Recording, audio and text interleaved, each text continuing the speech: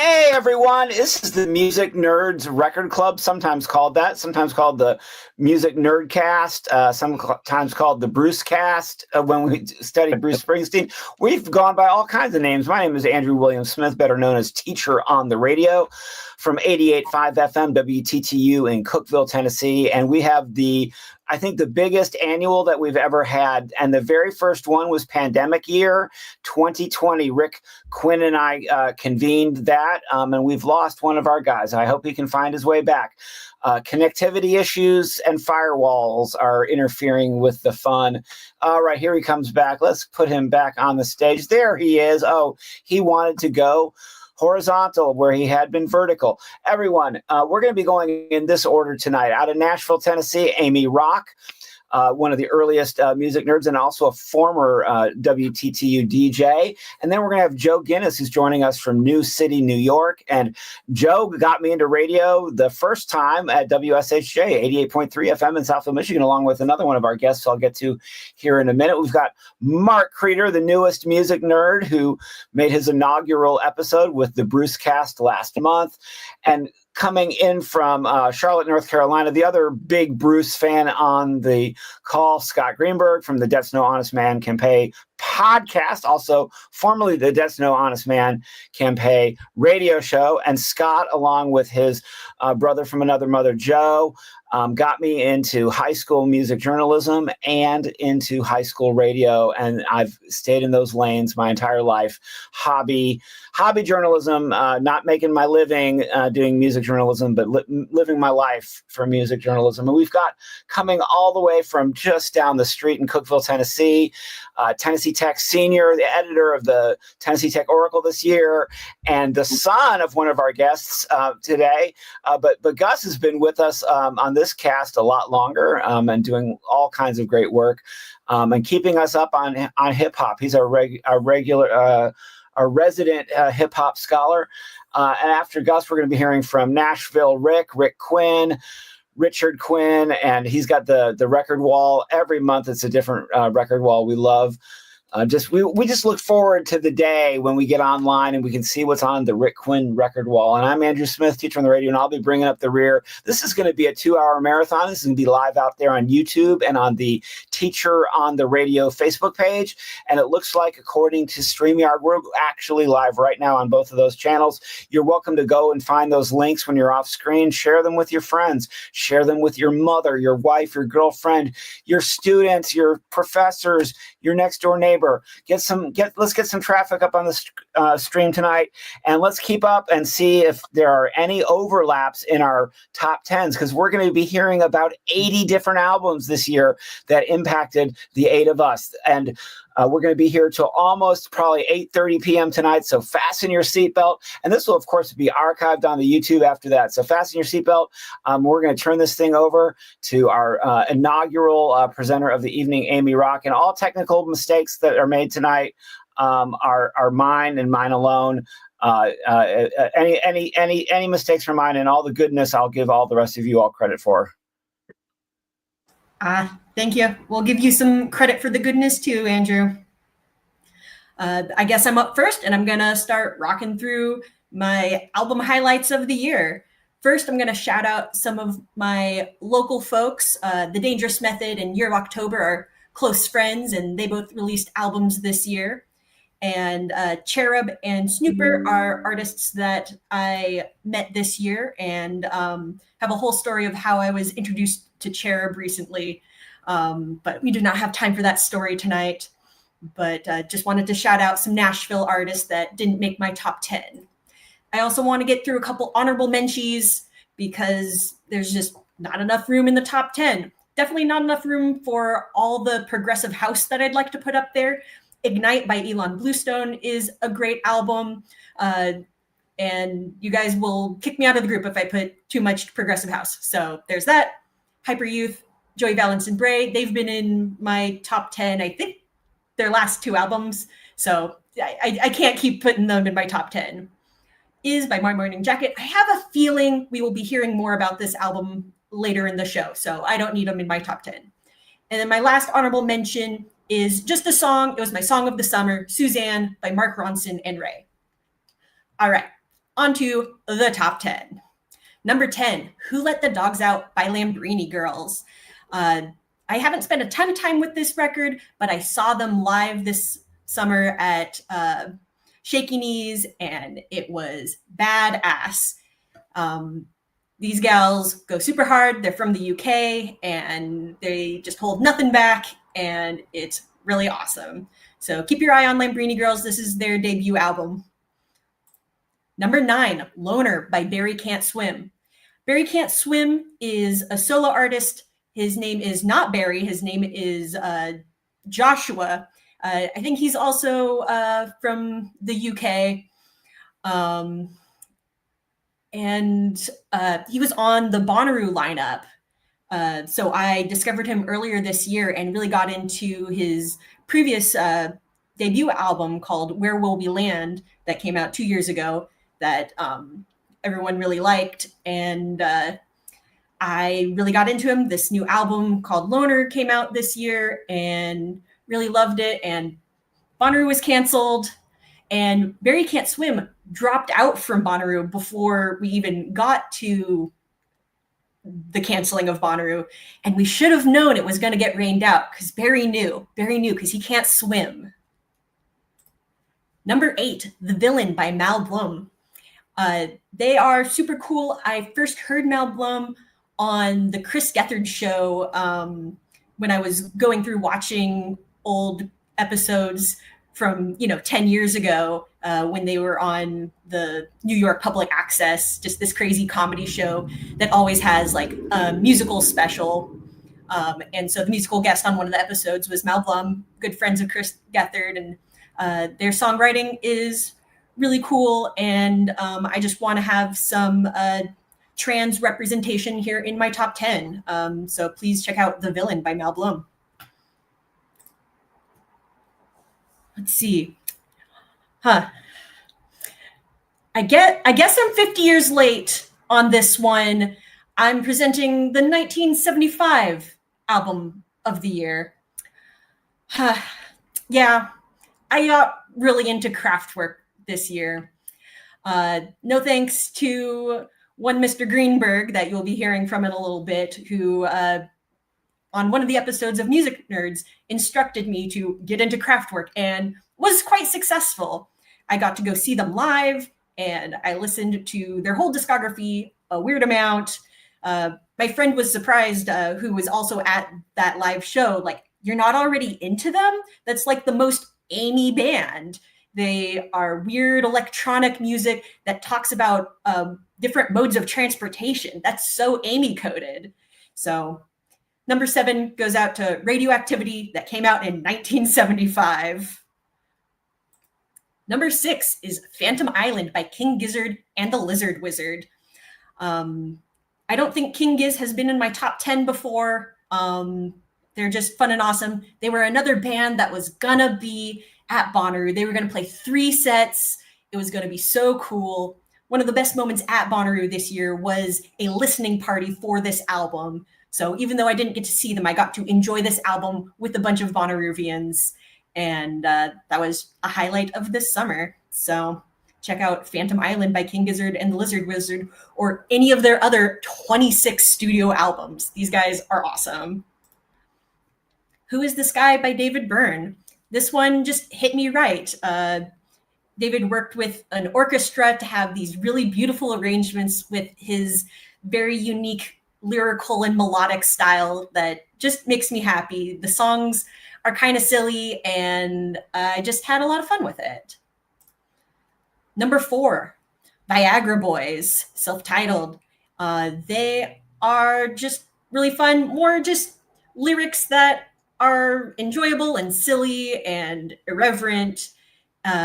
This was one band that I actually missed the live show. It was a sold-out show here in Nashville, and several of my friends was there, but didn't make it to that one, and I regret it because they were one of my favorites of this year.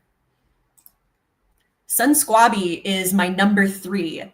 This was one that was on the lineup of the Halloween festival that I went over the Halloween weekend, and this is just good jam background music. It lives in the crossover between jam and electronic music. There's saxophone. I mean, look at the cover art. It's just cool. Yeah, their whole discography is really fun. It's just great background music. So check out Sun Squabby. Number 2, Above and Beyond, one of my all-time favorite bands, released a very essential Above and Beyond album, kind of back to the roots of what makes Above and Beyond great, called Bigger Than All of Us, about how great our community is and how important it is to connect with people, and about love and healing and all the things that I love about Above and Beyond. I got to see them twice on their tour, once in Atlanta with all my good friends down there, and once at a smaller venue here in Nashville, which was super special. I brought some of my best friends to it. And I just love Above and Beyond. So it was great to have another fresh album from them that still is new, but also to the core of what I love about them. All right, and my number 1, The Overview by Steven Wilson.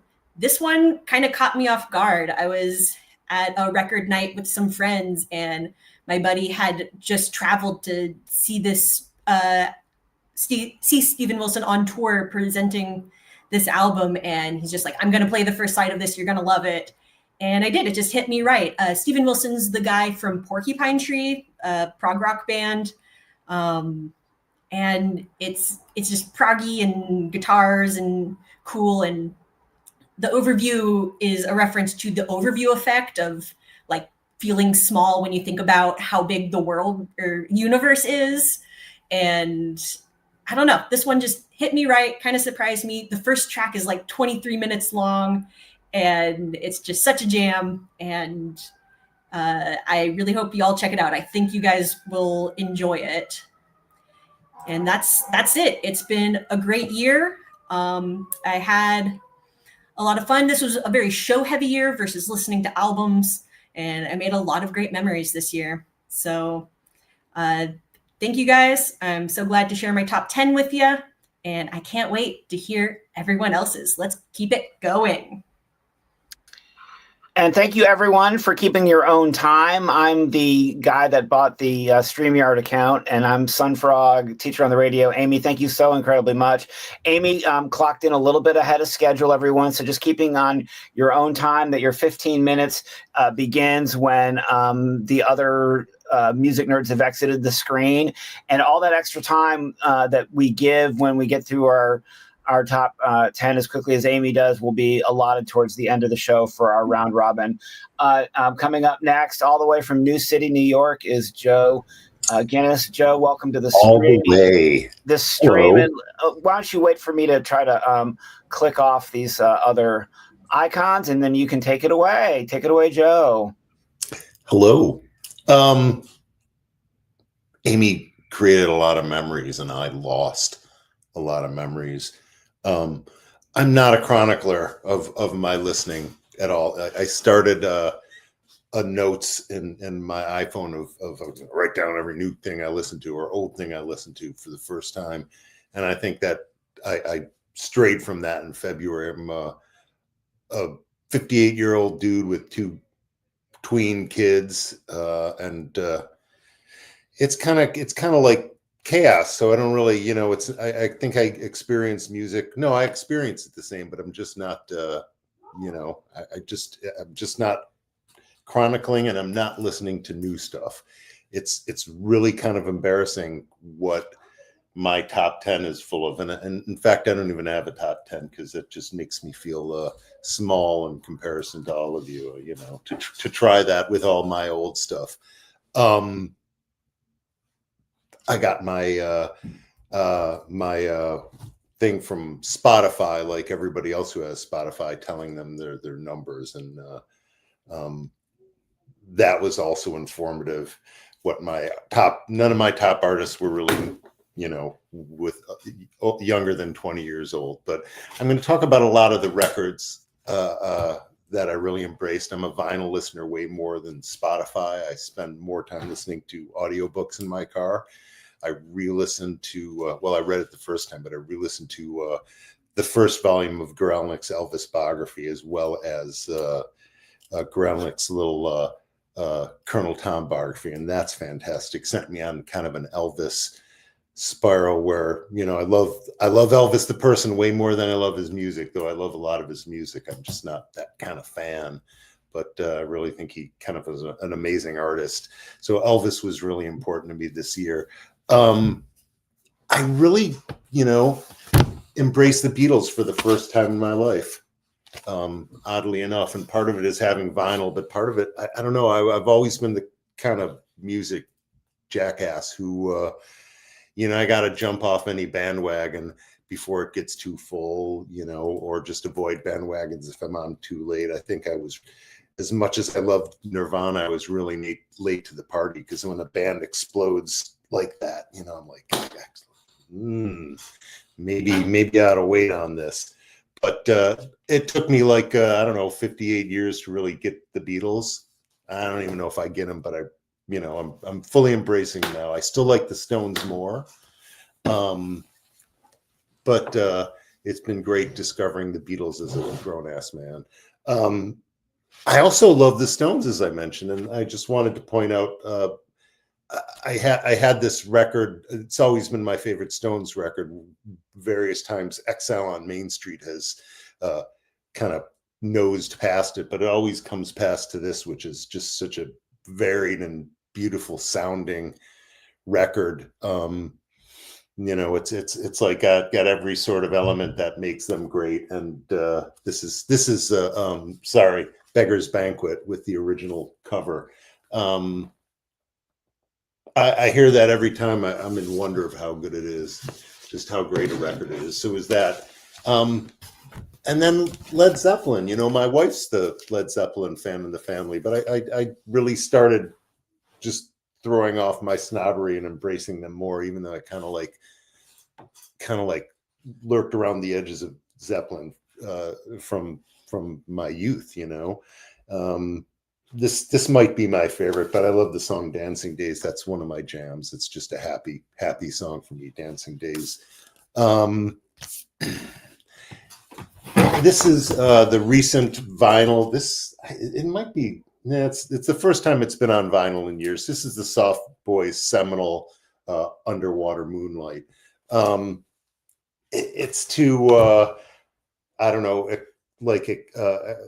It's had a similar impact as the Velvet Underground record, where not a lot of people heard it, but a lot of people picked it up along the way, and it's a pretty phenomenal, angry, bitter, kind of snaky guitar record. "I Want to Destroy You" is a song that leads it off, and it's also got "Insanely Jealous." It's got a ton of great songs, but full of bitterness, but also shot through with light in an amazing way. I'm also kind of amazed at just Robin Hitchcock as a business person who's just he's just really good at making money off of his work, you know, making a living as a working artist. And I'm not saying that as a criticism, but it's like people could look to Robin Hitchcock as sort of leveraging themselves to keep their career going and living a halfway decent life or whatever. And I think satisfying a lot of fans with access and interesting stuff. And I'm one of those suckers. But I love them. I've talked about this record before, the Gun Club's "Fire of Love," which is an epic and terrifying, nasty swamp punk country rock record. When the White Stripes were inducted into the Hall of Fame, the first two bands mentioned on his "Thanks to these bands," you know, without these bands, we wouldn't have existed. It was, of course, the Gories first, but the Gun Club was second. So, you know, super sneaky impact from those guys. I don't even know how many this is.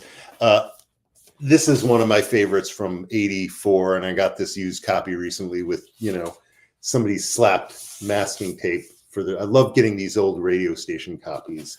I got a copy of a German, got a copy of a church record from '84 that was from a Dutch library, so that's pretty cool. But the Go-Betweens Tallulah, towards they had sort of two Go-Betweens periods, but this one was the penultimate album of their first period. Then they sort of went away for a while and came back. It's just beautiful songs of heartbreak and tea drinking misfits and bees stinging and just beautiful the stripped sunlight feeling is, I think, how they describe themselves. So here's the two records I really love. Now we're just going to jump right into this.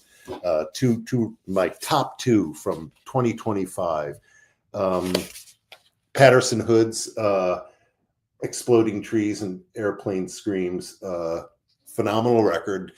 Doesn't sound like anything he does. In fact, I think it's like 2025's Kim Deal solo record where Kim comes out there, defying whatever her fans' expectations would have been of her to make a really stunningly beautiful record, different from all her previous work. And this is the Patterson Hood record that sounds like nothing like Drive-By Truckers.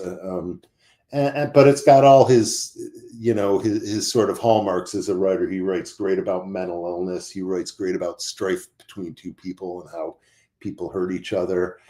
He's got lots of memoirish childhood memory stuff in here that's also quite beautiful, and some very excellent special guests. Lydia Lovelace sings on A Werewolf and a Girl. Waxahachie sings on The Forks of Cypress, and Wednesday backs him up on really the great rock song of the album, The Van Pelt Parties, which are Patterson's memories as like a young kid, 10 or 11, going over the neighbor's house for these wild Christmas parties that happened every year. Here's my top album from the year, and it also contains, according to Spotify, my top song. It's the -5's Oron Penelope. Now, the -5 is sort of a super group, or I don't know, they're not all super, but that's had a sort of a floating lineup and records infrequently, led by Scott McGaughey, who is what was he in? Was it the Posies?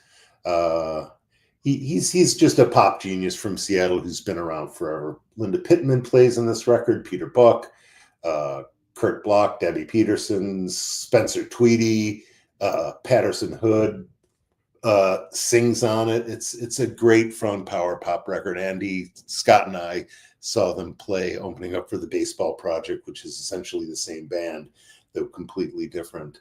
And they were a blast. My top song of the year was one of the great pop singles of the year was Let the Rope Hold Cassie Lee. Song is sort of inspired by his reading of the Odyssey. Words and Birds is also just, if you like birds, this is your song. Words and Birds leads off the album. It's one of those windows down, summertime sing-alongs. Not really sure what the songs are about, but I like them a lot. That's my week 2025. Yeah, that's what I got.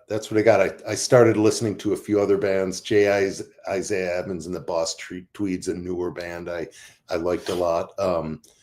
Just towards the end of the year, I started hearing S.G. Goodman and really liking that. So I will spend some more time with her in the future, I think.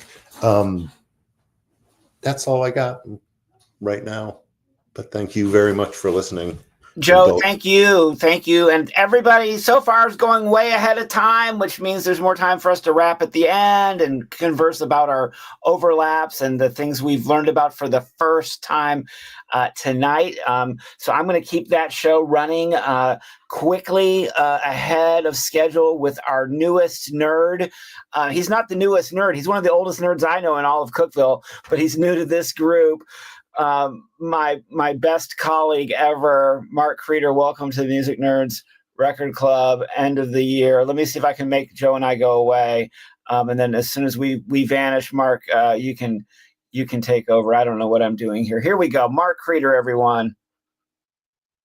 Thank you, Andy. Right back at you too, my friend. You're one of the best colleagues I could ask for, even if we're not in the same department anymore. So I made a list of I am very committed to all of the music I have been listening to my whole life, but I like to think I have always tried to stay in touch with contemporary music whenever possible. I'm very lucky that my son Gus loves to introduce me to music that I may have missed. But I did want to just acknowledge a couple of old school things that I've listened to regularly. I got on a Steely Dan kick this year. I've always loved the Who. I listened to a lot of Who this year. I listened to a lot of Bob Dylan. I listened to a lot of Yes, Genesis. I had kind of a weird period listening to Wings, and of course, always a lot of Led Zeppelin. But let me go through my list of the top 10 things that I thought were just great this year. My top two, of course, are Bruce Springsteen. I'm a Bruce Springsteen guy. I really loved Lost Tracks 2. Particularly stood out for me were disc 2, 4, and 7. Although there are just so many good gems in Lost Tracks 2 that I really loved. My second was, of course, Springsteen's Nebraska 82, particularly disc 2, the Electric Nebraska, I think is just amazing. Moving on, this is the year, and I can't remember, I think it was Andy who introduced me to the music of Jesse Wells, but I really, really have just gotten I'm so impressed with this guy.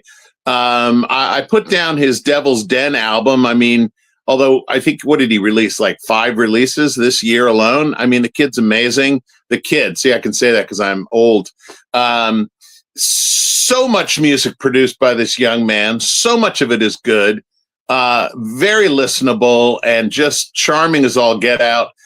He was on my list of most listened to on Spotify, and I kind of love that he was one of the artists who recorded an appreciative, like, thanks guy for listening to music.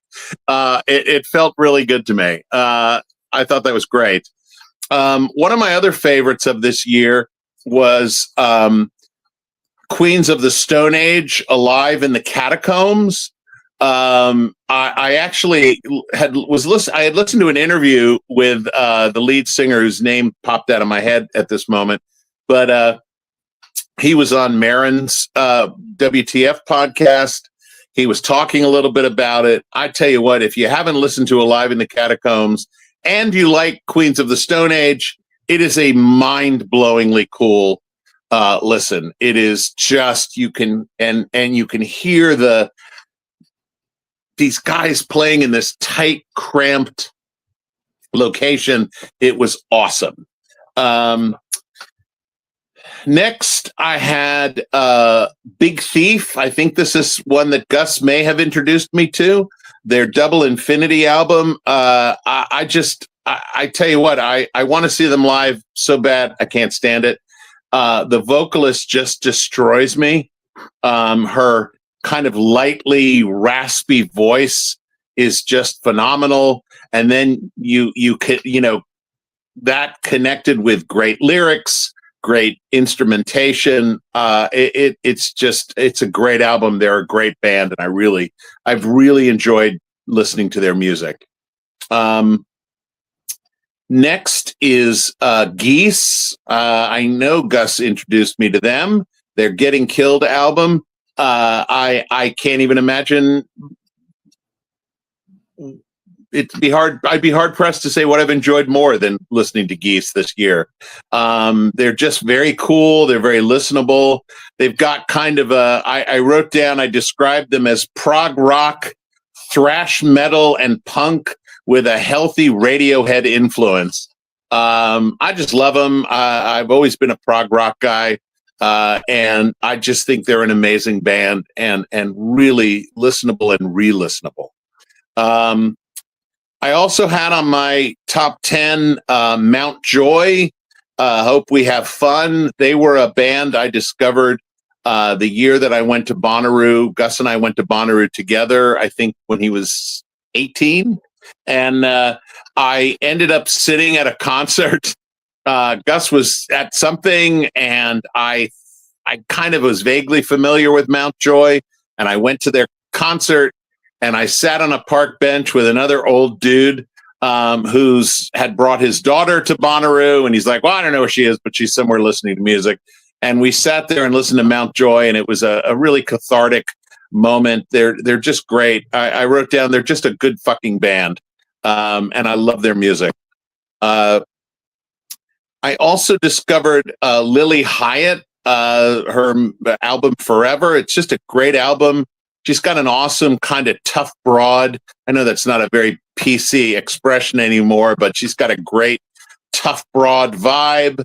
Plus, I love that she's a Nashville artist, that she's John Hyatt's daughter. I used to listen to a lot of John Hyatt. I think she's great, and it's a great album. I also had Florence and the Machine's Everybody Scream. I will admit I have always run a little hot and cold on Florence and the Machine, but man, it's an awesome album. She's clearly been through some hellish stuff, and it makes for some incredible music.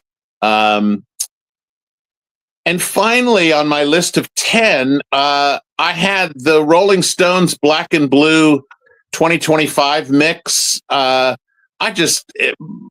and Blue, for some, I'm sure there's many reasons why I fell in love with that album when it first came out. It may have been one of the very first Rolling Stones albums I bought brand new.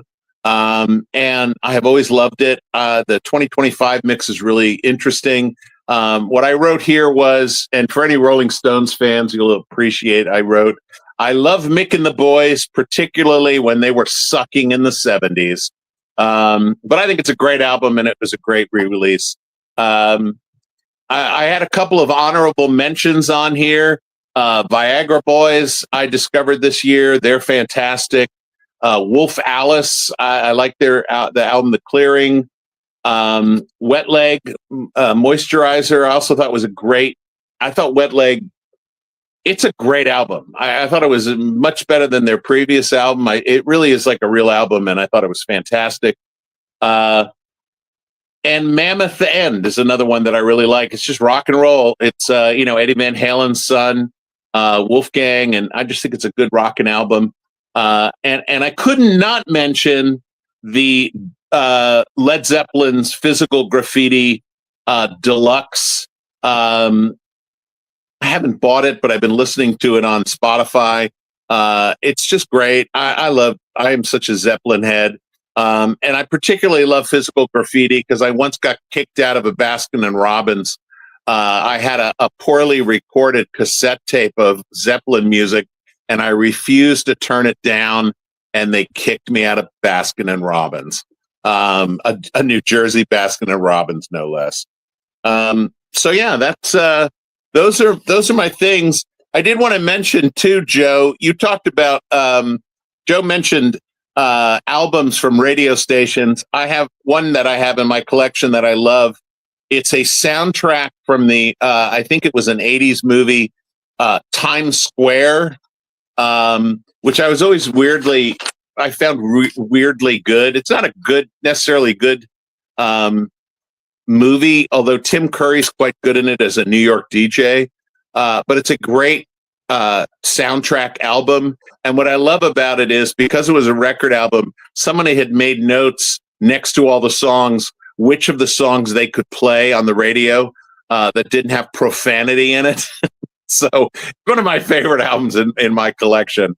Anyway, that's what I got.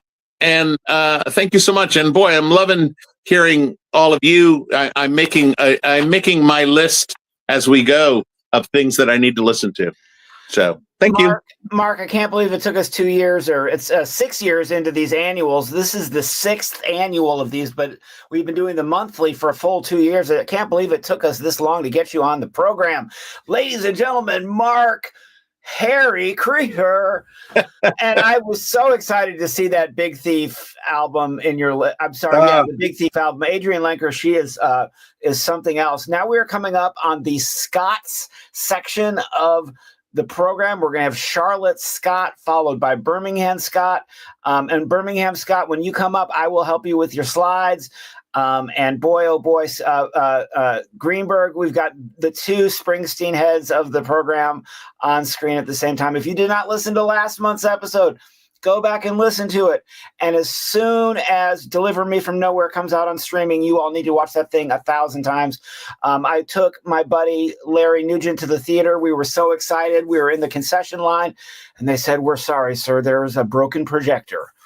And we did not get to see it that night. And Scott, your time only begins once I get Mark and I off the screen here. We will not take any of your minutes, and we're doing a great job staying ahead of schedule. And I think I've known you the longest of everybody on this call, Scott Greenberg. Take it away.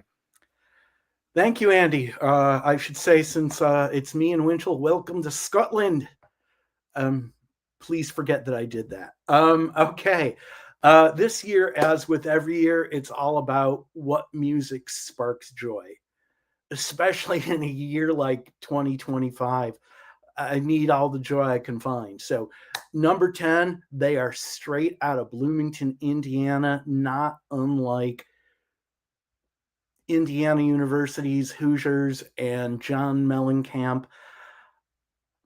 You know, their last album was also a top 10 favorite of mine, and it kind of was steeped in funk and disco. This one, it takes a slight turn, and it's giving serious 70s bedroom soul. Flowers by Durand Jones and the Indications. Number 9, Joe was referencing them earlier. They first popped up on my radar when they released their interpretation of one of the best Tom Waits songs ever. And I kept eating up all the singles. And when their full-length album came out, I devoured that. And if you know anything about me, know this. I'm a huge Springsteen fan, and I am a sucker for Hammond B3 organ. I could listen to Hammond B3 organ all damn day long, which accounts for why there have been organ trios in my last 4 top 10s. And so that would be split up between, or no, I'm sorry, the last 3. That would be split up into two by the Delvon Lamar organ trio and 1 by a spin-off band, Parlor Greens. I'm happy to say I've got another organ trio in the top 10 this year. Although unlike Parlor Greens or DLO3, they are not an instrumental band. They are a gritty, amped up blues rock band straight out of Dallas. And this is the frontman's side hustle. At his day job, he fronts another Dallas band called 40 Acre Mule. But number 9 is Americana Radio from J. Isaiah Evans and the Boss Tweed. Number 8, what do you do when you got an artist you like and they just effortlessly make great album after great album? Do you go, yeah, of course they did a great album. They do great albums in their sleep. Maybe I can make room for another. No. If they're doing great work, you reward them. This artist has made the top 10 with every album they've released except for the first one, only because I slept on that first album during its year of release. And once I got on board with that debut, fan for life. And I've seen her countless times, rock solid singer-songwriter, electrifying live performer, and one hell of a drummer. She bounces back and forth between outlaw country, rock and roll. She excels at both, but is beholden to neither. And she is a hard-headed woman. The legendary Margot Price. Oh, I'm sorry. I skipped one. Margot is number 7.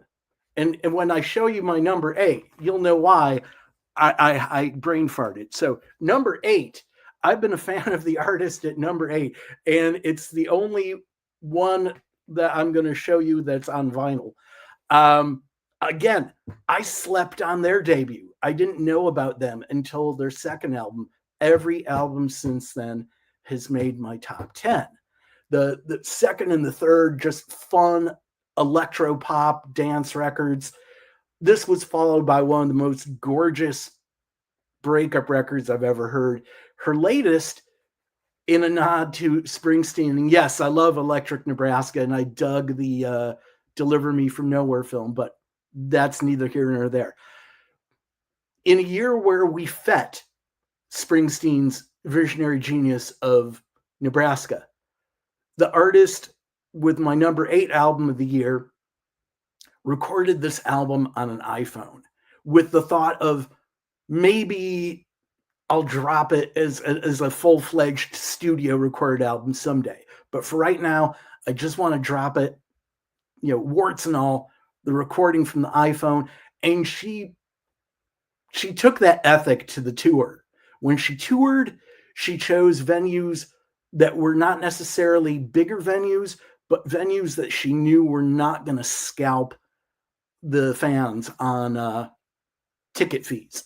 So number 8, Caroline Rose's Year of the Slug. So again, Margot at number 7, Hard-Headed Woman. Okay, Greenberg can count. All right, going up to number 6. They've a lot of these artists on my list this year have made my top 10 previously. So you could say that this year is chock full of musical comfort food for me. And have I been maybe not as adventurous? Maybe so. Or maybe just I'm getting old, or maybe just what I should be liking is just not hitting me, and that's okay. 2025 was a rough year, and just when you're going through a rough year, you just go with what works for you. So number 6, a trio of sisters.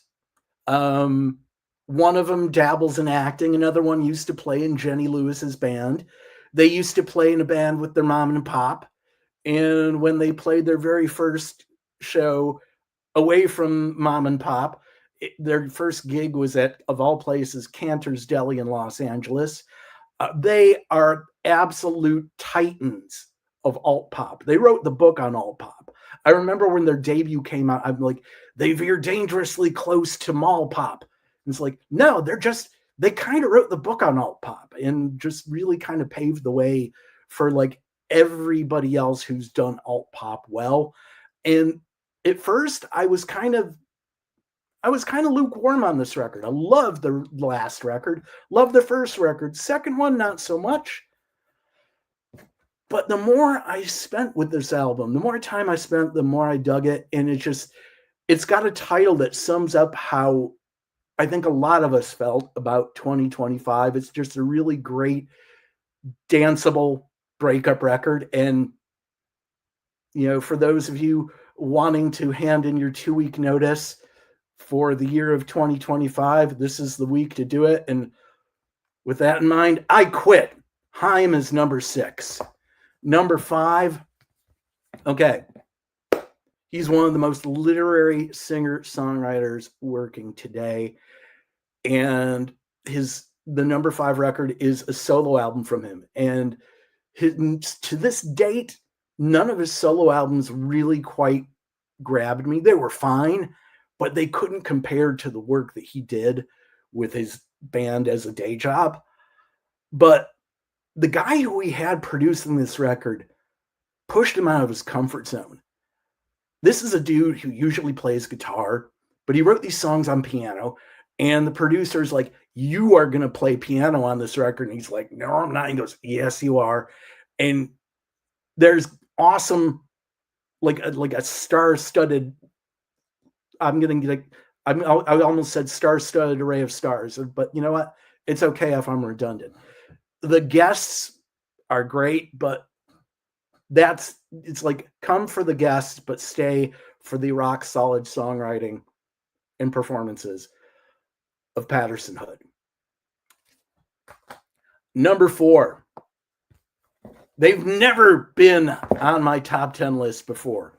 I don't know. There must be something in the water down under. So many awesome jangly guitar bands from New Zealand and Australia. The Chills, Rolling Blackouts, Coastal Fever, Straight Jacket Fits, both of Neil Finn's first bands, Split Ends and Crowded House. I'm just scratching the surface. I slept on this band's first 3 records for reasons I cannot explain. And for reasons I cannot explain, I knew that I couldn't sleep on album number 4. And man, am I glad I didn't sleep on number 4. Straight Line was a lie from the Beths. It's jangly. It's just, I'm at a loss for words. It's just damn good.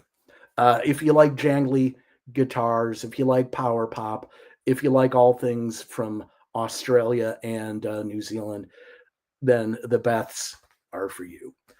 Number 3. And again, so many of these records, like at least 3 or 4 of these records came out in February, which I love when records that I love come out early in the year. That lets me know that we're in good shape. And this is one of them. You know, the Patterson Hood record, the Caroline Rose record, both came out in February, as did this next one. And this is their second time in the top 10.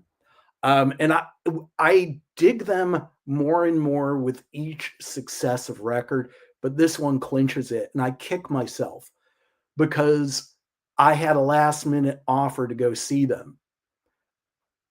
I got the call like maybe about 2 hours before the show. I had just gotten back from seeing -5 and the Baseball Project with Andy and Joe in Carborough. And I think I caught Joe's bug. And I felt bad enough that I just knew in my gut if I went to the show, I would just get sicker. And I kicked myself for missing this show. But like I said, I liked what they've done previously, but nothing could have prepared me for this. It was such a left-hand turn. It's the first record where they embrace their band as full-fledged collaborators. And the result is a modern dark wave classic. Sharon Van Etten and the Attachment Theory. Put this on a mixtape with The Cure, Susie and the Banshees, Joy Division. Thank me later. Number 2. They formed like when they were in high school back in 2019. Their first record was big and loud, and I liked it just fine. But the second record, which was largely written and conceived during COVID, I dig it so much more. It's quieter, it's more subtle, it's layered, yet it's minimal. And there's really great sing-songy Stereolab like hooks. There's great hypnotic krautrock meets Feely's rhythms, and Horse Girl, phonetics on and on. This has been on heavy rotation all year round and lives in my head rent-free. Which brings us to my number 1 album of the year. They made my top 10 in 2011 with a record that totally blew my mind. And I'm sad to say that the 3 records that followed that kind of underwhelmed me. They weren't bad, but they just didn't hit me the same way. But they also did some really interesting soundtrack work as well. So, and this new album came out, I want to say May, and I almost slept on it. I'm like, oh, another album by these guys. Yeah, maybe I'll get around to it. But I'm like, no. And I have access to this website where I can download stuff that, you know, it's like they service, you know, radio shows and stuff. And since my podcast is kind of like a radio show and podcast clothing, I get a lot of my music from there. So I'm like, oh, there's their new album. I listen and I'm like, I actually need to own this. There's just just everything I loved about them in the first place is here. You got these catchy rhythms. You got these just super elastic bass lines. You've got these cool vocal hooks. And in a year where the world continues to rage like a dumpster fire, Tune Yard's Better Dreaming reminds me that there's always a reason to dance. That's my list. Scott Greenberg, and there is a new episode of Debts No Honest Man Can Pay on the NRM Streamcast or whatever it's called. Is that what it's called? No, that's your old radio show. No, NRM Streamcast is just the company that benefactors me. You can get it at Apple Podcast. Okay, so the new Debts No Honest Man Can Pay has music you can hear in between more of that wonderful commentary. Yeah. Let's get Scott Winchell from Birmingham, Alabama. Scott is an annual member of the club, and he's brought some amazing insights to this. And Scott Winchell, you dropped off again, dropped off the call completely. Oh, no. Scott Winchell, come back to earth, Scott Winchell. We've got your slides. I could pretend to be Scott Winchell. I don't. I mean, like, it took me a lot of work to get these slides up here. So coming up still in the show, we have Gus Creeder, our youngest member. We have Rick Quinn. And we have me bringing up the rear. So we're about halfway through each of the lists right now. And Winchell, your time will not start until after I actually figure out how to get you on the screen. I've lost my cursor here. I still don't see my cursor. Oh, good Lord, have mercy. This is the problem of having two screens. There we go.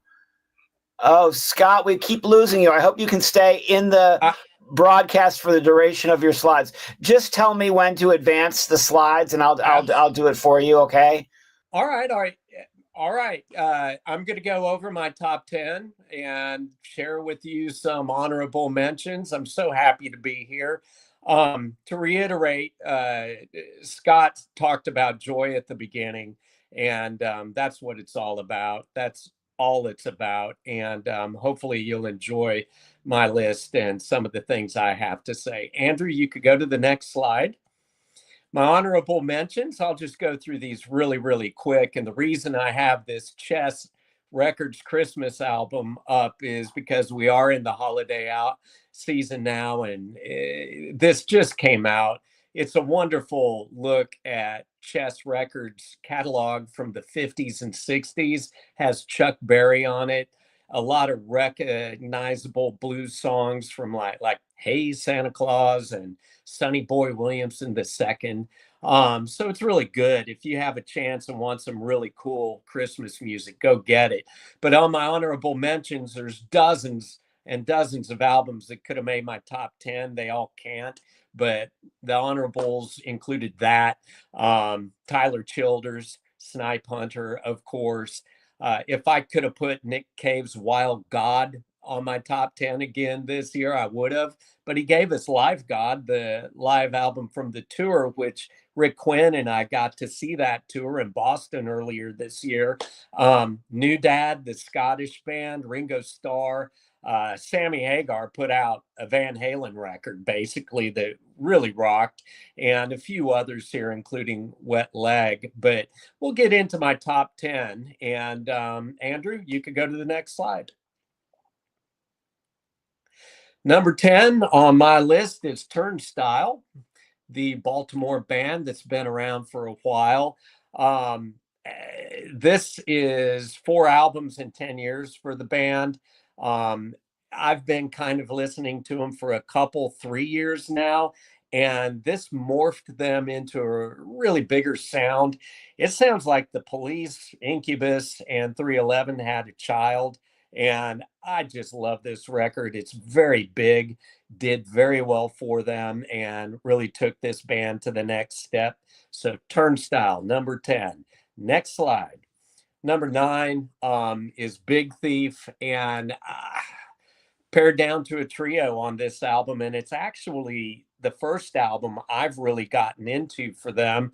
That is something I'm used to all my life. I will pick a band up later in their career and catalog, but Adrian Lenker is an angel, and I got into this album. My favorite song on it is Los Angeles, and we visited out there earlier this summer to see my daughter, and it just kind of all jived. And man, what a great record! Just beautiful, and that's a really cool cover. Next slide. Number 8. We are going to go to Silver Bleeds the Black Sun. It's AFI, A Fire Inside. This has been one of my favorite bands for most of this century. And this just came out of another evolution of the band. And something that is pretty cool about AFI is this lineup. Adam Carson, Davey Havok, Jade Puget, and Hunter Bergen has been around since 1998. So they started with Black Sails, then hit Sing the Sorrow, then they just blew up with all the songs like Miss Murder. But this one comes along, and Davey Havok, their lead singer, he's really metamorphosed at every turn of all these albums, but this is really, really cool. It's goth, it beckons Bauhaus, it beckons Sisters of Mercy, but it also beckons AFI sound and their penchant for just big music that they have really grown into as a core group. So Behind the Clock, such a great song, and Holy Visions, this whole album is really, really good. And they also put out some great visuals to it as well in the form of videos. So AFI, next slide. This one might be one of my favorites. It's Elvis Presley, Sunset Boulevard. And Rick Quinn and I were listening to this back, him on his own and me on my own, obviously. But the more I listened to it, it's just great. And something I just, thought of. This music, it was produced in the early 70s from recording sessions out in Los Angeles. And, it's not commonly thought of as his huge music. But for us who are the early Generation X, that's how we got to know Elvis Presley from AM radio in the early 70s. These were his songs. He had over 50 top 40 hits in the 50s and 60s and 19 in the 70s. And that's nothing to sneeze at. That's like a couple of years he was pushing his post-film career. And this album is just a chronicle of it.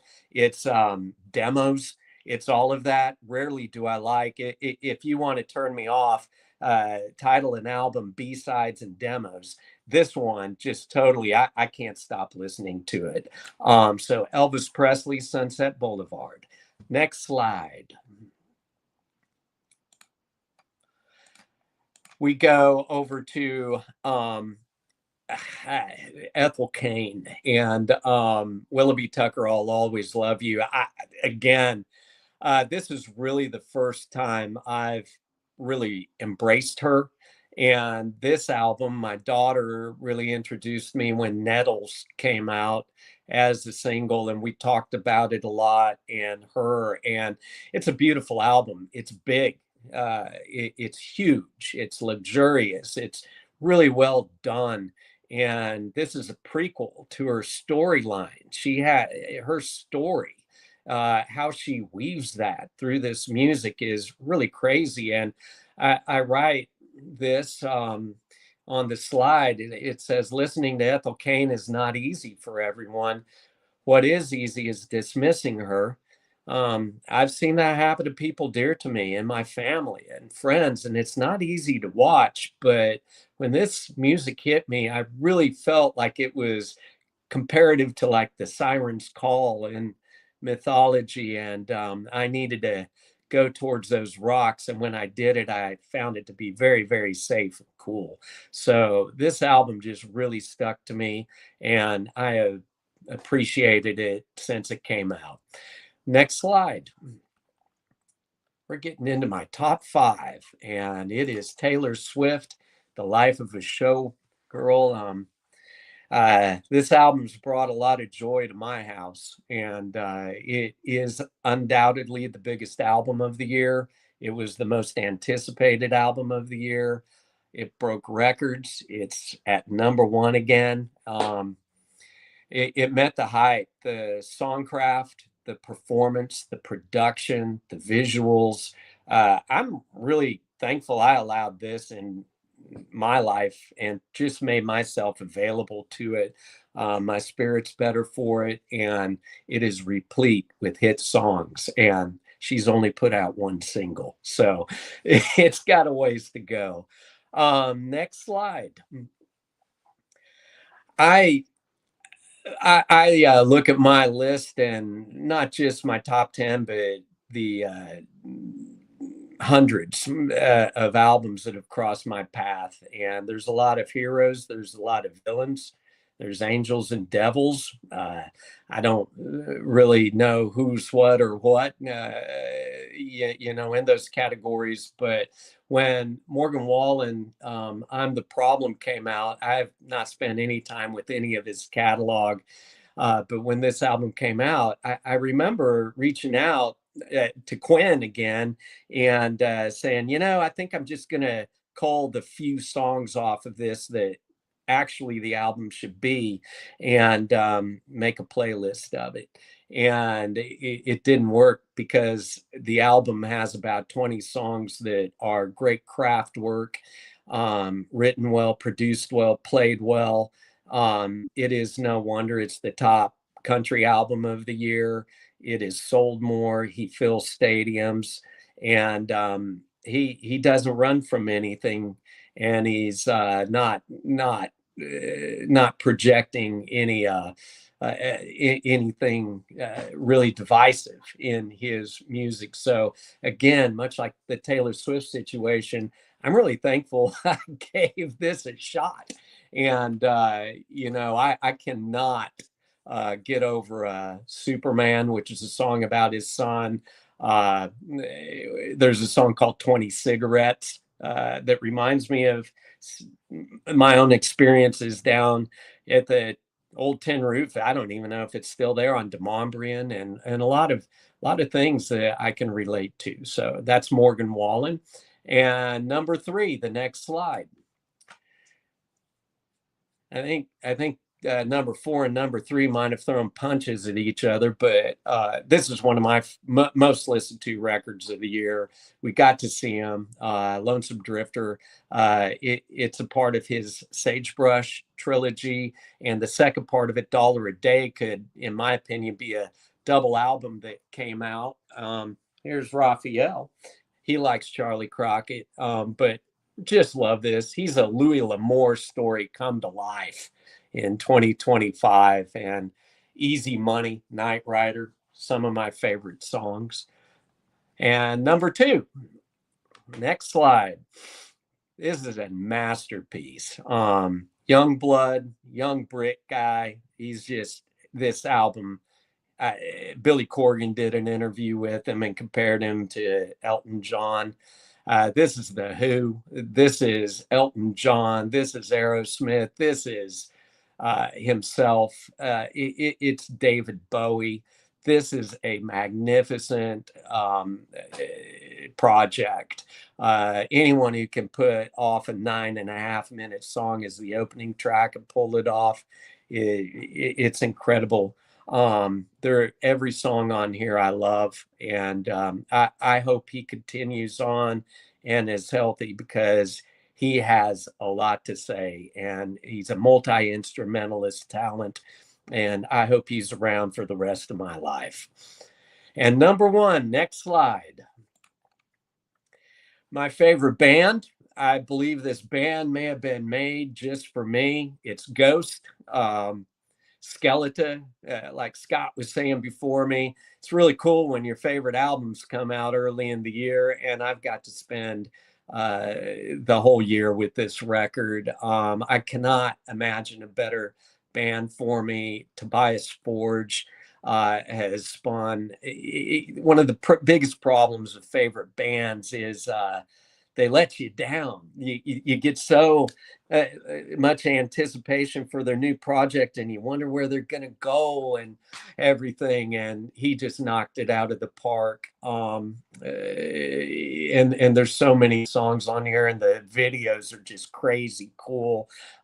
It is Blue Oyster Cult meets all of that rock I grew up with, and it just takes it to another level. And in the time we're in our world where everything's a shit show, it's kind of cool to have a friend in it that it can look through dark times and offer hope. And that's what Ghost is to me. So lots of cool stuff, I think, on my list. And I've really enjoyed doing this. I wish I could have a top 100. I do, but these are the ones that have really brought me joy. Thanks. I want to see your top 100, Scott Winchell. If everybody else has a top 100, I want to see it. I'll be dropping my top 100 in about a week and a half. I'm dropping my number 50 through number 26 on Teacher on the Radio tomorrow. Of course, you all are going to see my top 10 as I bring up the rear today. But we're going to keep this movie going, and we're going to kick to our youngest member. He has been absent from the cast due to his work schedule at the newspaper where he is the editor-in-chief this year. Gus, so glad to have you back. Thanks for lending us your dad, your old man. Do you have slides? I do have slides. Can you load them? Did you load them?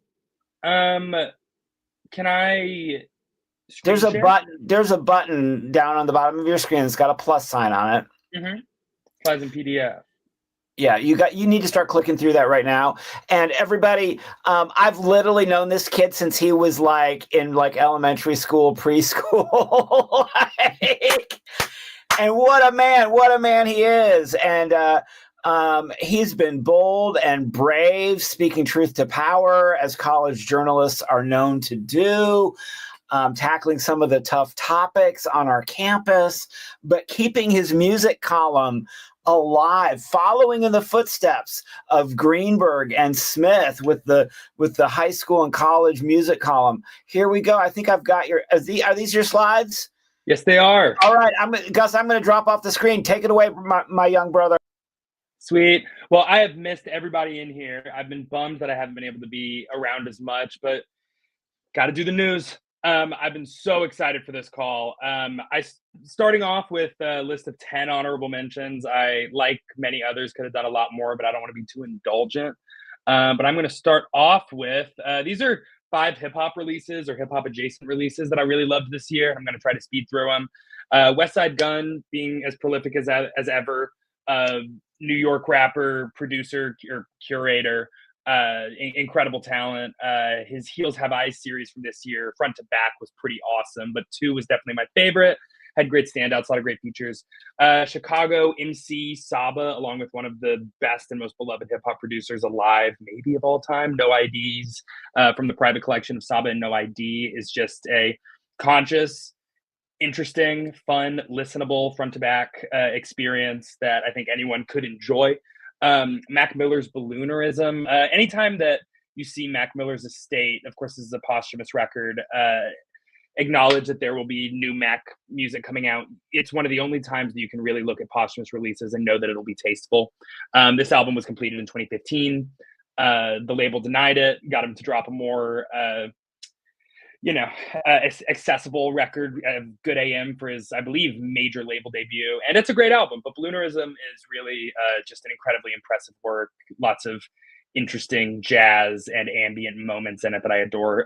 Tyler, the Creator's Don't Tap the Glass. He is continuing to be just one of the best artists, all around artists. He's doing everything. He's making, I believe, his film debut in Marty Supreme, which is kind of fun.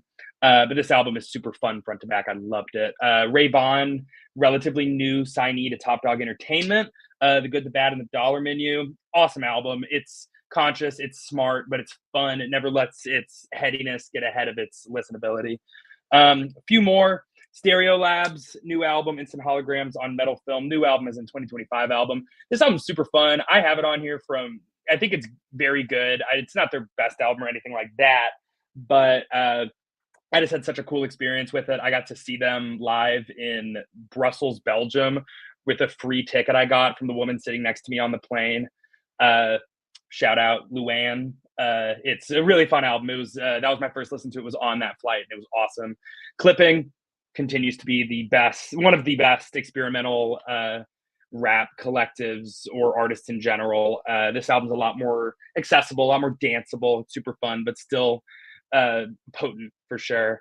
The Weeknd, one of the biggest artists in the world, dropped what I believe is honestly one of the best albums of the year. Maybe his best album in general, next to his other 2020s releases with Dawn FM and After Hours. Hurry Up Tomorrow, tying together that trilogy. It's fun, it's big, it's grand. His vocals sound as good as ever. And it's decently conceptual and awesome to see that from, again, like one of the biggest artists in the world, undoubtedly. Another one of my favorite rap albums of the year that just missed the cut, JID, God Does Like Ugly. It's just a continuation of proof of why he's one of the best rappers alive right now. Nobody has his flow. He's having more fun. I feel like it was definitely lateral movement from the Forever Story, where that was one of the best rap albums of the decade. This is just showing that he still got it. And my last honorable mention is Jane Remover, who's been around for a number of years under a couple different monikers, gone through some massive evolutions in her own life, and it's really shown in the music. This is her most confident, self-assured, self-understood record that she's put out. In booming production, so fun, one of the most fun albums of the year. And speaking of fun albums, we're gonna jump into the top 10 with my number 10, Jim Legacy, Black British Music 2025. One of my favorite debut albums of the year. I believe it might be a mixtape, but it works for me like a full-on record.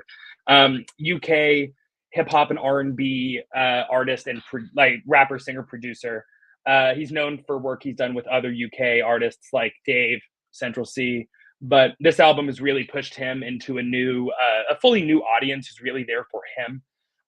The singles Father and Stick, man, when I first heard Father, it is like a minute and a half jerk song, so melodically like understanding. He has such a prowess for melody, for writing, for production, and it oozes through this whole album. The potential is like some of the most clear of any artist I found this year. And of course I found him while I was in Europe, so that helped. Of course, I was in Ireland, so no comment. But yeah, he's awesome. He's incredibly talented. He's someone that I will be keeping my eye on for as long as I possibly can. And yeah, I love him. It's one of my favorite debuts of the year.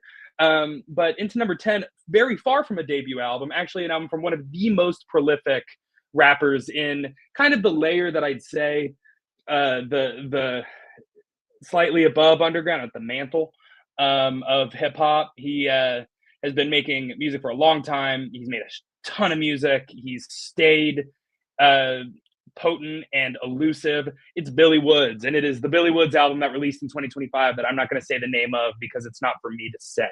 But it is pretty much the closest he's released to a horrorcore album. I mean, it touches on all kinds of things from race relation to capitalism, which are kind of the same thing. And it's so dark and brooding and interesting and has some really, really cool curation within it. Awesome song concepts, and like not too long of a record either. Like it's not going to be the easiest listen for really anybody. It's not as accessible as something like a Maps or an Aethiops, which were both dropped in the last 5 years or so. But along with a million other records he's put out, he is really an incredible artist who actually has a feature on my number 8 album, Ginkgo by Panchico. Panchico, akin to Billy Woods, have spent a lot of their lifespan as a band incredibly elusive. They were really discovered in the bins, like in like the record store bins, before anyone knew who they were for their debut album, Death Metal. It gained this massive core following that eventually would lead the UK band to make a comeback in the 2020s decade, and with their album Failed at Maths, which is a very fun album. But I like this one more. I think that it's a little more, it's a more all-encompassing version of their sound. It's this indie shoegazy, bold record that but it stays light. It never feels like it's overbearing or tripping over itself with trying to do too much. It knows exactly what it wants to be doing. Songs like the title track have been stuck in my head since the album released. Shandy in the Graveyard was the lead single with Billy Woods, and it is makes such a cool balance of the two, in so many ways contrasting sounds that people would never expect to really go together. But this is also a band I was lucky to see live this year. Shout out Jack, shout out Nick, shout out Abigail, shout out Tate.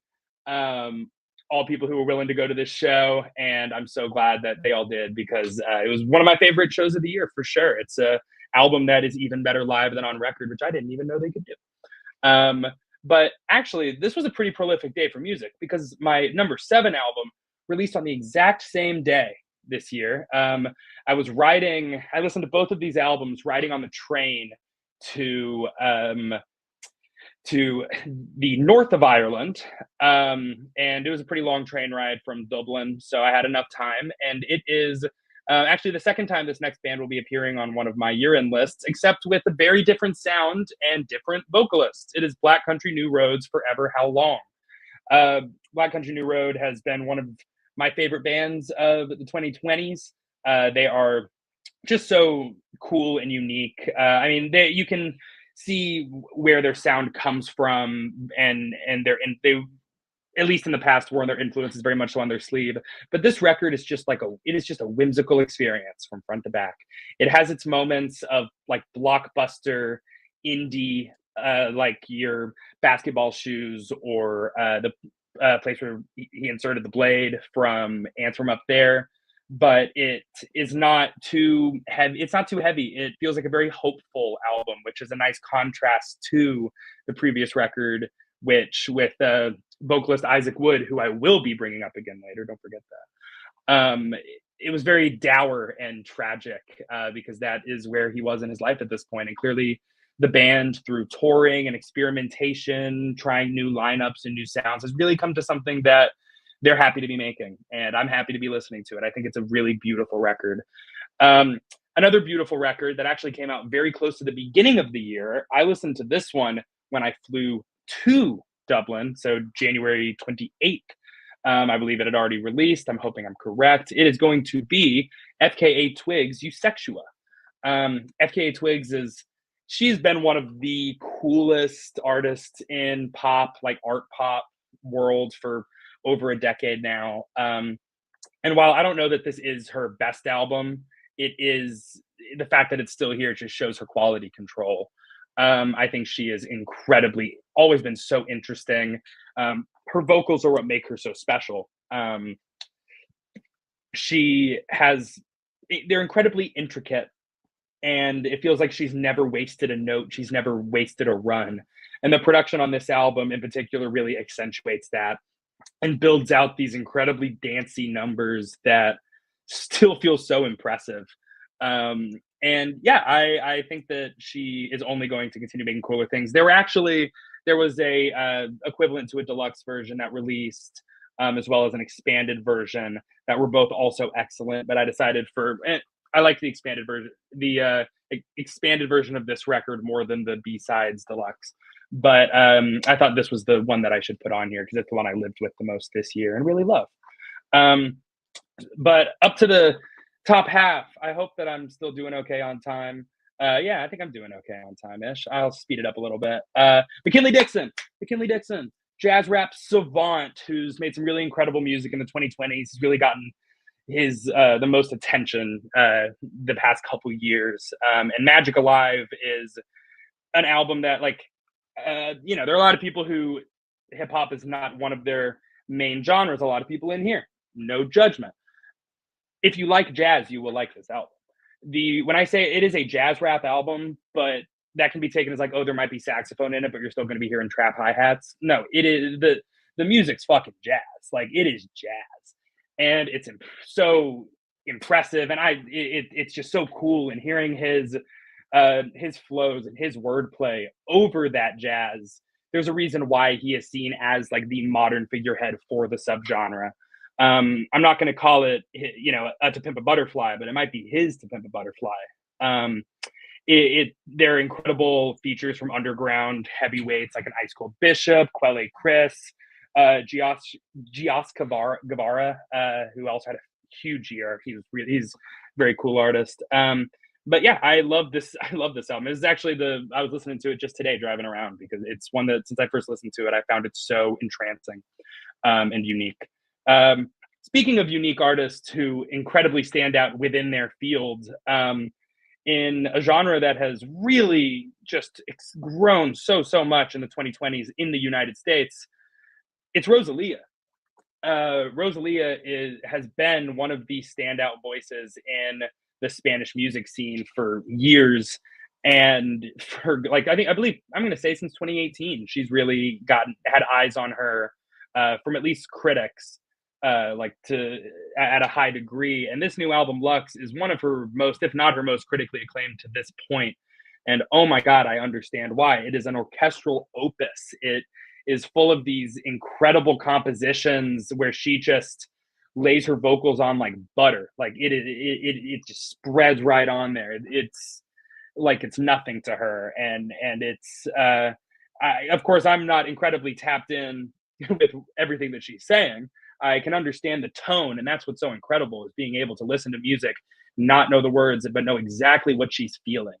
It's a stunning thing. And Berghain, if you only listen to one song of this album, Berghain with Yves Tumor and Björk is like, I was walking across campus listening to this one with my jaw on the ground and scraping my beard. It shaved me a little bit. It's a really stunning record. I've been going back to it a lot since it came out, and I've been telling all my friends to listen to it because everyone should hear it. On albums that everyone should hear from artists that you may have heard of but aren't super familiar with, Dijon. Dijon just had a huge moment. He performed this past weekend on SNL. I thought it was awesome. I was talking to my dad about it. You guys might have heard of him. And it's the fact that he could have so many people up on that stage, including someone like Justin Vernon, Bon Iver, who he has toured with and has a lot of vocal similarities to. Yet he can keep the sound so intimate. It feels like you are in a room with him and his drum machine. And I think that is an incredible talent. I find him to be such an engaging presence. The guitar tones in his music are super unique and addicting. He's been working a lot with artists like McGee, who has a very kind of a similar world around him musically. And he had a huge moment this year producing on Bieber's album, which actually notched him not only a production nomination for that album, Swag, but he's also nominated for Producer of the Year at the Grammys, which I think is deserved because he's incredible. And this album offers a lot of snapshots of this one-of-a-kind artist discovering himself as a father and taking his discoveries as a father to further see his life and understand himself. It's an amazing album. Speaking of amazing albums, I kind of cheated with my number 2. I put 2 albums on here.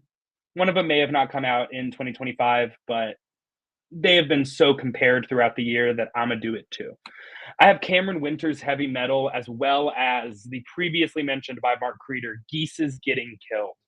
I don't really know what to say about these albums that I haven't said to everyone in my life already. I'll start with the Cameron Winter record. It dropped, I believe, December 6th of last year. It just wasn't on my radar whenever we had our call. And honestly, I don't know if at that point in my life, one whole year ago, I would have understood this album to the extent that I could put it on this list. But it is such an incredibly personal, folky singer-songwriter record from someone who is just such an incredibly unique voice, and not just voice as in vocally, but as an individual. I mean, he's a young dude who has something to say in a way that I don't see a lot of young musicians right now engaging in. I mean, and he's of course the lead singer of Geese, which prompted fear from the fans that upon his solo release he would it would mark a future where maybe there was no more Geese. What's happening to Geese? 3D Country was such a beloved album, their last full-length record. So is that it? Is that all? Is the 4D Country expanded version all we'll get? No.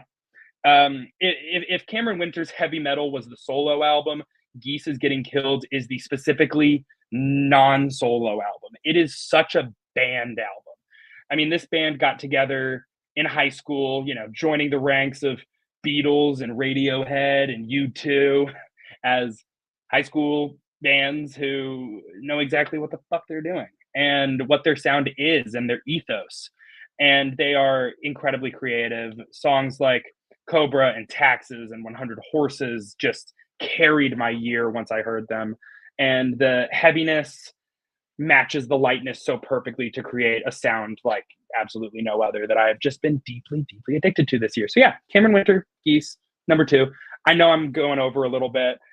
My number 1, it was going to be my number 1 since my second listen. I knew that there was probably not going to be another album that I enjoyed more than this one, that impressed me more than this one, that was more important to 2025 if you're not solely looking at the numbers than this one. And even the numbers on it, all things considered, were fantastic. We're talking about Clips. Clips is the brother duo of Pusha T and Malice. This album is fully produced by Pharrell, who, alongside Chad Hugo of the Neptunes, produced their other records. This is a comeback album for the brothers, like birth brothers. They have like a 4-year age gap. And after 16 years, they came back without missing a beat.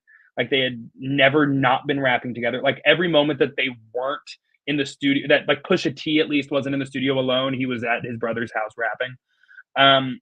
It is a stunning display of artistry and talent and swagger, and nobody's doing it like them. Like Malice, truly, who after retiring for the most part from hip hop, went like full on Christian. Like he very much so embraced his faith, dedicated his life to that. And upon a conversation with his father about if he should get back into it, his father approved. Not too long after that, both of their parents passed away, very near to each other, which they talk about on the opening track, which is insane because they talk. I mean, I don't know if you guys have listened to Clips. They talk about coke. They really they have incredible wordplay. They really just talked about coke. So these two people opening this album with such a passionate, beautiful ode to their late parents that actually makes me like a song with John Legend on it. That alone is worth being the album of the year, let alone the fact that every other track on the album is just fantastic and all the production is A1. Pharrell saved all the best beats he's made in the last 10 years for this album. And I've been listening to it basically nonstop, and I've been really excited to talk to you guys about it. I totally went over. I'm so sorry, guys. But thank you. And I'm looking forward to seeing the rest of the lists. I have adored everybody's list so far, and I've been so excited to experience this evening. If you get on the monthly, you wouldn't have so much pent-up wisdom and genius to drop upon us. But because some of your colleagues were so generous, they paid for your time in their brevity. Thanks, everybody. Man, Rick Quinn has the music sweater. I mean, the Christmas sweater. What am I even saying? We've been at this for an hour and a half. We're going to be here a little bit longer. I'm going to try to say bye to Gus Creeder. Hello to Rick Quinn, the founding co-member of this auspicious occasion. Rick, you've got a slideshow in here somewhere. As soon as I get your slideshow up, you just take it away, my brother. All right. Season's greetings, all. I am so excited to share my top 10 countdown. I used to apologize for the context of this. Now I'm just throwing it out as the context. This is a purely subjective list of the top 10 albums that moved me. Me, that is a man of a certain age with a soft spot for melancholy, sad songs, big emotions, and a bit of fun. So I'm just going to jump right in it with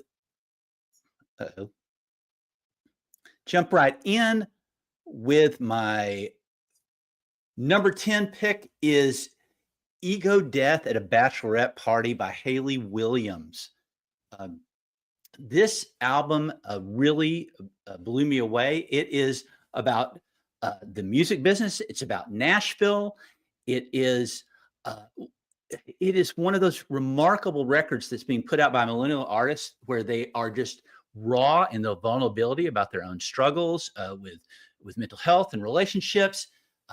Haley has a song on here about an antidepressant, but this album, while one song takes a cheap shot at someone off of Birmingham Scott's list, the best album, and I would consider the song of the year, is True Believer. It is a song about what rot lies under the sheen of the new Nashville, and a call to bring it back to its roots. So that was number 10. Number 9 is Amanda Shire's Nobody's Girl. This is a breakup album that is absolutely unsparing in its heartbreak. Throw it up there with Beck's Sea Change or Dylan's Blood on the Tracks.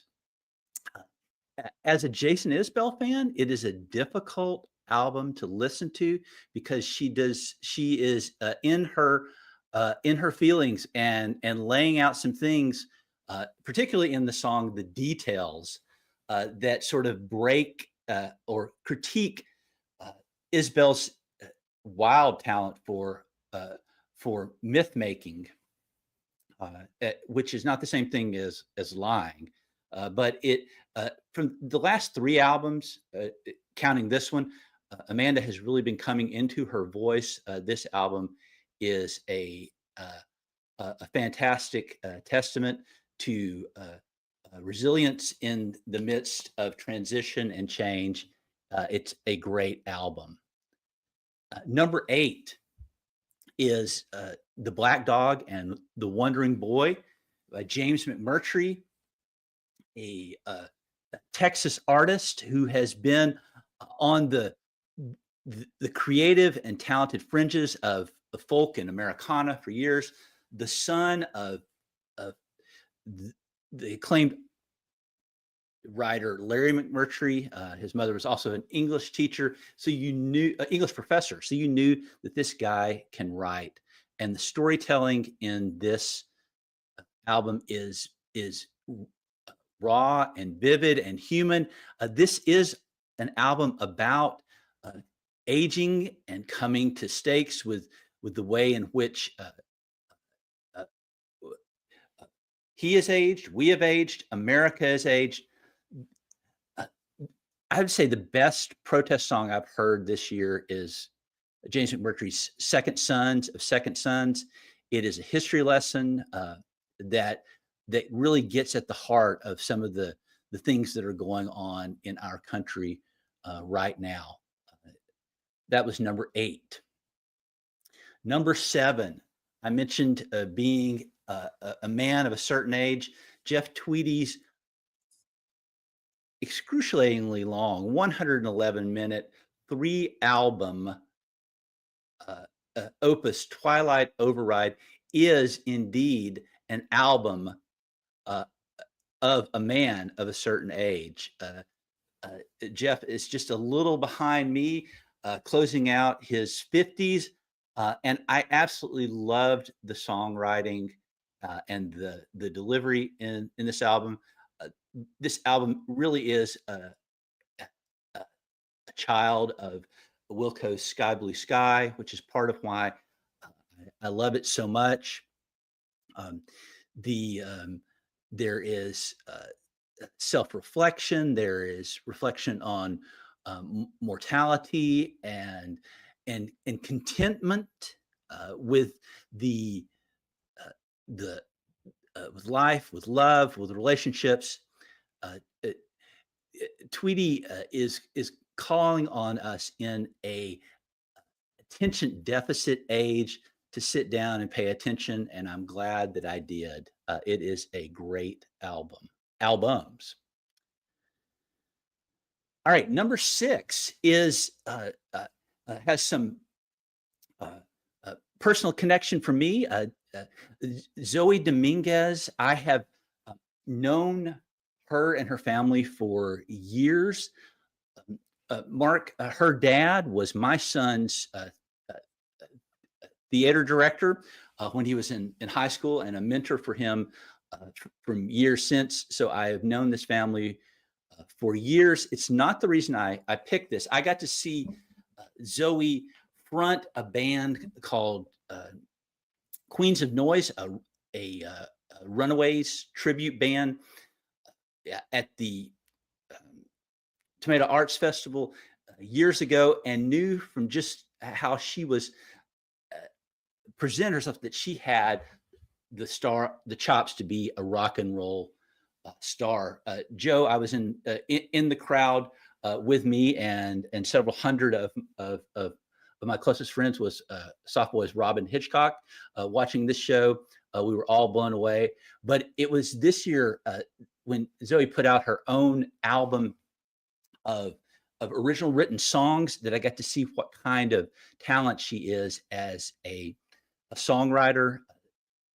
These songs deal with the coming of age of the struggles of young women and the pressures on body image, about growing up, going to college, love, etc. She's got a voice with power like Maggie Rogers.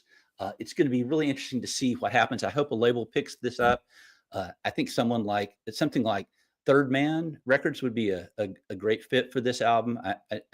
I assume Jack White is a listener of the Music Nerds Collaborative. So Jack, there's your hint. Take it up. All right. The moving into the top 5. So I already mentioned Moisturizer by Wet Leg. I agree with Mark that this is a stronger album than the first one. It's still filled with the wit and the rock and roll sensibility. It is also full of joy. It's about the experience of being in love. It is a great album. They're coming into their own. Number 4, I won't say too much about this because my good friend Scott Winchell has covered this as well. Elvis Presley's Sunset Boulevard is just a fabulous album. It captures the Elvis's 70s period where he really was embodying melancholy and a sadness. This is the type of record that RCA should have put out instead of just throwing in some of his hits with a lot of fluff from the old movies. So number 4 is Elvis Presley, Sunset Boulevard. Now to the top 3. Snipe Hunter by Tyler Childers is a wild, adventurous wall of sound and fury. This album surprised me, blew me away. It's about deer hunting. It's about Eastern religions and Hinduism. It's about Australia and cute little koala bears with sexually transmitted disease. It is one of the best albums I've heard. Rick Rubin produced. It's going to be great to see where Tyler goes from here. Number 2 is Euro Country by CMAT. That's short for Ciara Mary Alice Thompson. This is an album that really got under my skin and blew me away. It's Irish country pop. It deals with the politics of late capitalism, of the pressures of social media and body image. It's about love and grief and loss. It's about holding fast in a future where things just seem to be coming apart. It is a fantastic album. If you have not heard of CMAT, check her out. She is going to go places. And finally, my solid number 1 for months now is Send a Prayer My Way by Julian Baker and Torres. I was eagerly anticipating this album, but also I was a little nervous because I thought, well, these two indie rock stars are making a country album. Is this going to be cosplay? My friends, it is not. It is authentic country. It deals with working class issues, relationships, addiction, life at the bottom of the bottle, and the talent, the harmonies. But more than anything, this is just an unapologetically queer country album, not in the sense of in your face or creating a new genre or waving a flag, but in the sense of saying this is part of folk music and the country music experience. It is a marvelous album. I wish they could have toured on it, but this has been solidly in my number one slot for months now. Julian Baker and Torres, Send a Prayer My Way. And that's my top 10 list, friends. Rick, thank you so much. Thank you all for setting the stage. We will have time at the top of the hour, a couple minutes before 8 p.m. We will have time for a round robin to bring this all back to full circle. We have had some overlaps, which is really great. And I will see some overlaps here with some of you all, but not very many. I don't have Elvis in my top list, and I did not anticipate two of you having Elvis. Rick, I'll see you on the flip-flop when we come back to the top. I am the crazy person that paid for the StreamYard account who brought this little collaborative collective together. This is going to be the Teacher on the Radio top 10 of 25. I'm going to be going through my top 50 through 26 with a song each tomorrow morning at 8:30 a.m. Central on WTTU 88.5 FM. The Nest. It streams on the Real Radio, OG Radio here in town, also on the World Wide Web. And I also put a archive edition on my website, www.teacherontheradio.com. Next week, I'll be counting down the top 25. I'm going to release a list of at least 100 within the next week or so.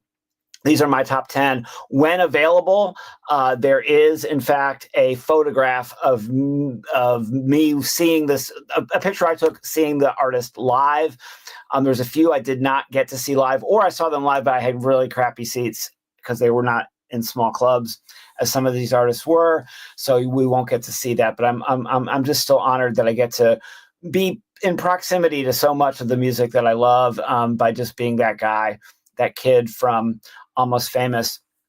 You learned about him last year in my top 10. He hails from San Antonio, Texas, and he's got a lot to say about the contrast between San Antonio and the Austin, much more famous Austin music scene. It's Garrett Capps. His album is called Life is Strange. I caught him live at the Southgate House Revival. He was on the same bill with another band that's making a lot of the top lists, Ryan Davis and the Roadhouse Band out of Louisville, Kentucky. And Styrofoam Winos out of Nashville were on that bill. Garrett Capps really leans into the cosmic side of cosmic country, and I'm absolutely I'm here for it.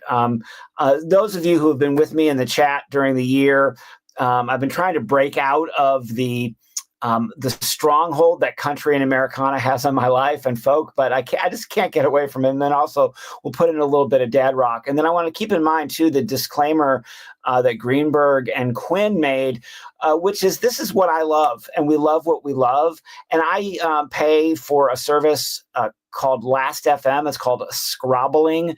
And so it's basically like a Spotify Wrapped or a year end from Apple Music or YouTube that you can get on demand at any time during the year. And you can microscopically look at what you're listening to. So I'm really reporting just the music that I loved and listened to the most.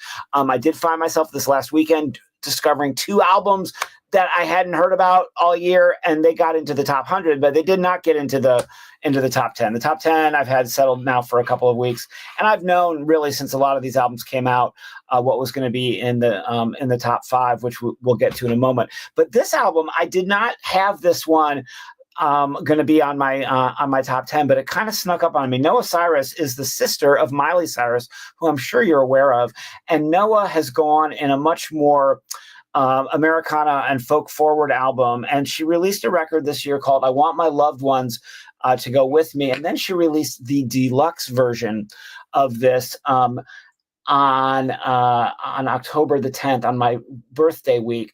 It does include a lot of collaborations, and I don't know how people feel about albums that are collaboration forward as getting credit for an artist, especially for a top 10, because there are collaborations with Fleet Foxes, Ella Langley, Blake Shelton, Bill Callahan, Stephen Wilson Jr., and Orville Peck on this deluxe. And Don't Put It All on Me, the collab with Fleet Foxes, which was an early single, has over almost 7 million streams on Spotify alone, is such a warm, fuzzy, and this is kind of like a warm, fuzzy album. But there's songs like Apple Tree, which is about kind of the dark side of love or heartbreak, or something like it's a problematic love that you get on the song Apple Tree. And then it has this weird sample of a preacher at the end reading from the Bible. This is pretty weird. And yes, of course, it's Noah Cyrus, so it's in the pop sphere, but it's really a folk and Americana album. And this was one of the ones that kind of snuck up on me and surprised me to make it to my own top 10. But I really leaned into this record, and Noah Cyrus's voice is really comfort food to me. And I heard that phrase being mentioned a lot on tonight's cast. And also, Noah with her sister Miley has my favorite Christmas song of all time. It's called "I Got So High That I Saw Jesus." It's not really a Christmas song. It's like they took "The River" by Joni Mitchell, "White Winter Hymnal" by Fleet Foxes, made them Christmas songs. I nominate "I Got So High I Saw Jesus," duet of Noah and Miley Cyrus, as a top Christmas song. Number 8 is Palmyra. Palmyra is making indie folk indefinitely in the Mumford & Sons lineage. And I think that this year was the revival year for 2010's folk pop. There was a huge meltdown over Edward Sharpe and the Magnetic Zeros on Twitter earlier in the summer. Of Monsters and Men, Head in the Heart, Lumineers, and Mumford & Sons all released albums this year. They all had big tours. And I was a big sucker for this the first time around 15 years ago. I'm still a sucker for this kind of pop folk. And Palmyra is making it in that genre, but they just haven't broken out yet big. This is from a small club date at the Open Court in Knoxville, Tennessee. But they've got songs about just living in the moment and being restless and coping with, kind of just living between our ears and in our skin and being comfortable with who we are, and doing it in a very joyful and exuberant way. If you've not checked out Palmyra, I would highly advise that you do. The name of the album is Restless, and that track alone just really captures the spirit of what I'm talking about. Number 7 is Jesse Wells. I was really glad to see Jesse Wells make it into Mark Creeder's top 10. And number 7, I'm putting Middle, which was the first album of the year, which I gave more listens to because it came out earlier in the year. I love when a good album comes out early in the year because you can get more listens to it. Average Joey, you guys heard me mention, I just saw him. He passed through Cookville the other day. He's dropping his album the first week of January. It's going to do very well because I will have all year to listen to that. And I've have a huge heart for folk punk, and Jesse Wells kind of bumps up against folk punk. He bumps up against Woody Guthrie and Bob Dylan and Pete Seeger, and he's definitely, he's singing the news, and he's singing the news on Instagram and YouTube and TikTok and things like this and Facebook. And he's getting a lot of backlash right now from the music intelligentsia, and it's pretty bitter and it's pretty thoroughgoing. And I'm not here for it. All 3 of his albums that came out this year are in my top 25, which I'll be releasing a week from tomorrow on the radio show. But again, from Middle, which has the great song "Fear is the Mind Killer." And this is a photograph from his sold out show at the Basement East, which I literally bought 2 tickets to aftermarket because one of them looked like a counterfeit. And then on the way to the show, I was begging Amy Rock, fellow podcaster here, Nerdcaster, to join me at the show. She wasn't able to make it. I think I ate 2 tickets, spent way too much money for a $25 ticket I paid $100 for, but it was so worth it to be in that tiny venue, the Basement East. Got tickets for his next show coming to Knoxville at the Bijou in February. Loved Jesse Wells. Got to see him also at the Healing Appalachia Festival, which is one of the greatest music festivals I've ever been to in my life because of its message. It's a festy with a message. Number 6, Willie Carlisle. No one who has listened to me go on and on and on in the group chat over the last couple of years since Critterland came out at the top of 2024. It came out in January of 24. It was my number 2 for last year after Hooray for the Riff Raff, I believe. New album, Winged Victory, is number 6. I don't love it as much as Critterland, but I've got a lot of artists as we go down the rest of this list that are just, it's hard for them not to. I just love these people so much. It's like with the Springsteen we saw at the top of Mark's list. It's just hard and I guess the Elvis that we saw on Scott and Rick's list. It's just hard for me not to love Willie Carlisle. What he's doing for actual folk music in the folk idiom is just incredible. And I had tickets for his last 2 shows and got very, very ill the day of the show. I got well the very next day. I was back at concerts, a couple days after that. I hate that I missed it, but they were doing a puppet show and a theatrical thing at the show. His fiddle player also does stomp dancing with her feet on the wood with the tap shoes. It's unbelievable. It's just absolutely fascinating and fulsome. Love everything about Willie Carlisle. I did think I heard a little bit about S.G. Goodman. The name of the album is Planning by the Signs. I actually met S.G. in the audience at the Hooray for the Riff Raff show in Louisville. Got to see S.G. later on at the Basement East in Nashville. Got to go to that show with Dan Spencer, a great Cookville recording artist who's put out an amazing album this year. I highly recommend Dan Spencer.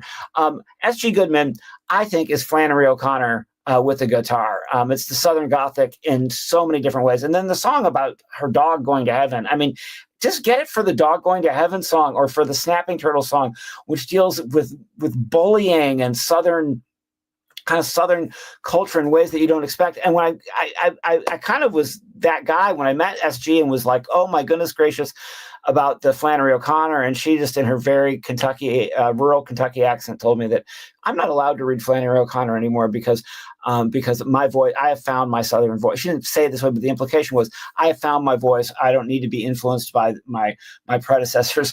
I am like the Southern Gothic voice of my generation. I mean, she didn't say it like that. She just is that. But it was implied that her mentor, who told her that she didn't need to read anymore, Flannery O'Connor, said, "You have found your voice in these bones, in this lineage." Number 4 is Fust. And Fust I heard about like 2 albums ago, so I'd actually had him on my radar for a couple of years.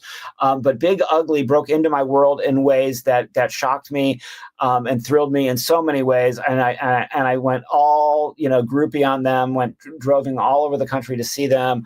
Got really interested in Aaron Doughty because he's a PhD in literature somewhere in the North Carolina system, and the great Marxist literary scholar Frederick Jameson was his thesis or his dissertation advisor, but he passed away. Another great fiddle player. Man, I love these fiddle players. Libby, the fiddle player in Fust, is just totally incredible. But the entire band are so good. Reminds me of early Band of Horses. Reminds me a lot of Guadalcanal Diary. Murray Attaway, by the way, from Guadalcanal Diary, put out an amazing album this year. I can't recommend Big Ugly enough. The writing is incredible. There's kind of a revisioning of Maggie's Farm where you're stuck in like working in retail. It's amazing. And the song Spangled is a hit single, and I've got the t-shirt on, the Spangled t-shirt that I got at the show. I just love Fuss so much. I could go on. The top 3 is it's inevitable with me. And I've gone around and around with the Parasocial.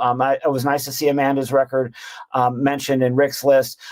Their relationship and its and their divorce and them having the wonderful Mercy Shires Isbell between them, and the culture of how these things work and how they were the Johnny Cash and June Carter of our generation, which isn't really true. They were probably also the John Lennon and Yoko Ono of our generation. I mean, who the heck knows what anybody is when there's so much mythology and so much baggage around, especially social media fandoms.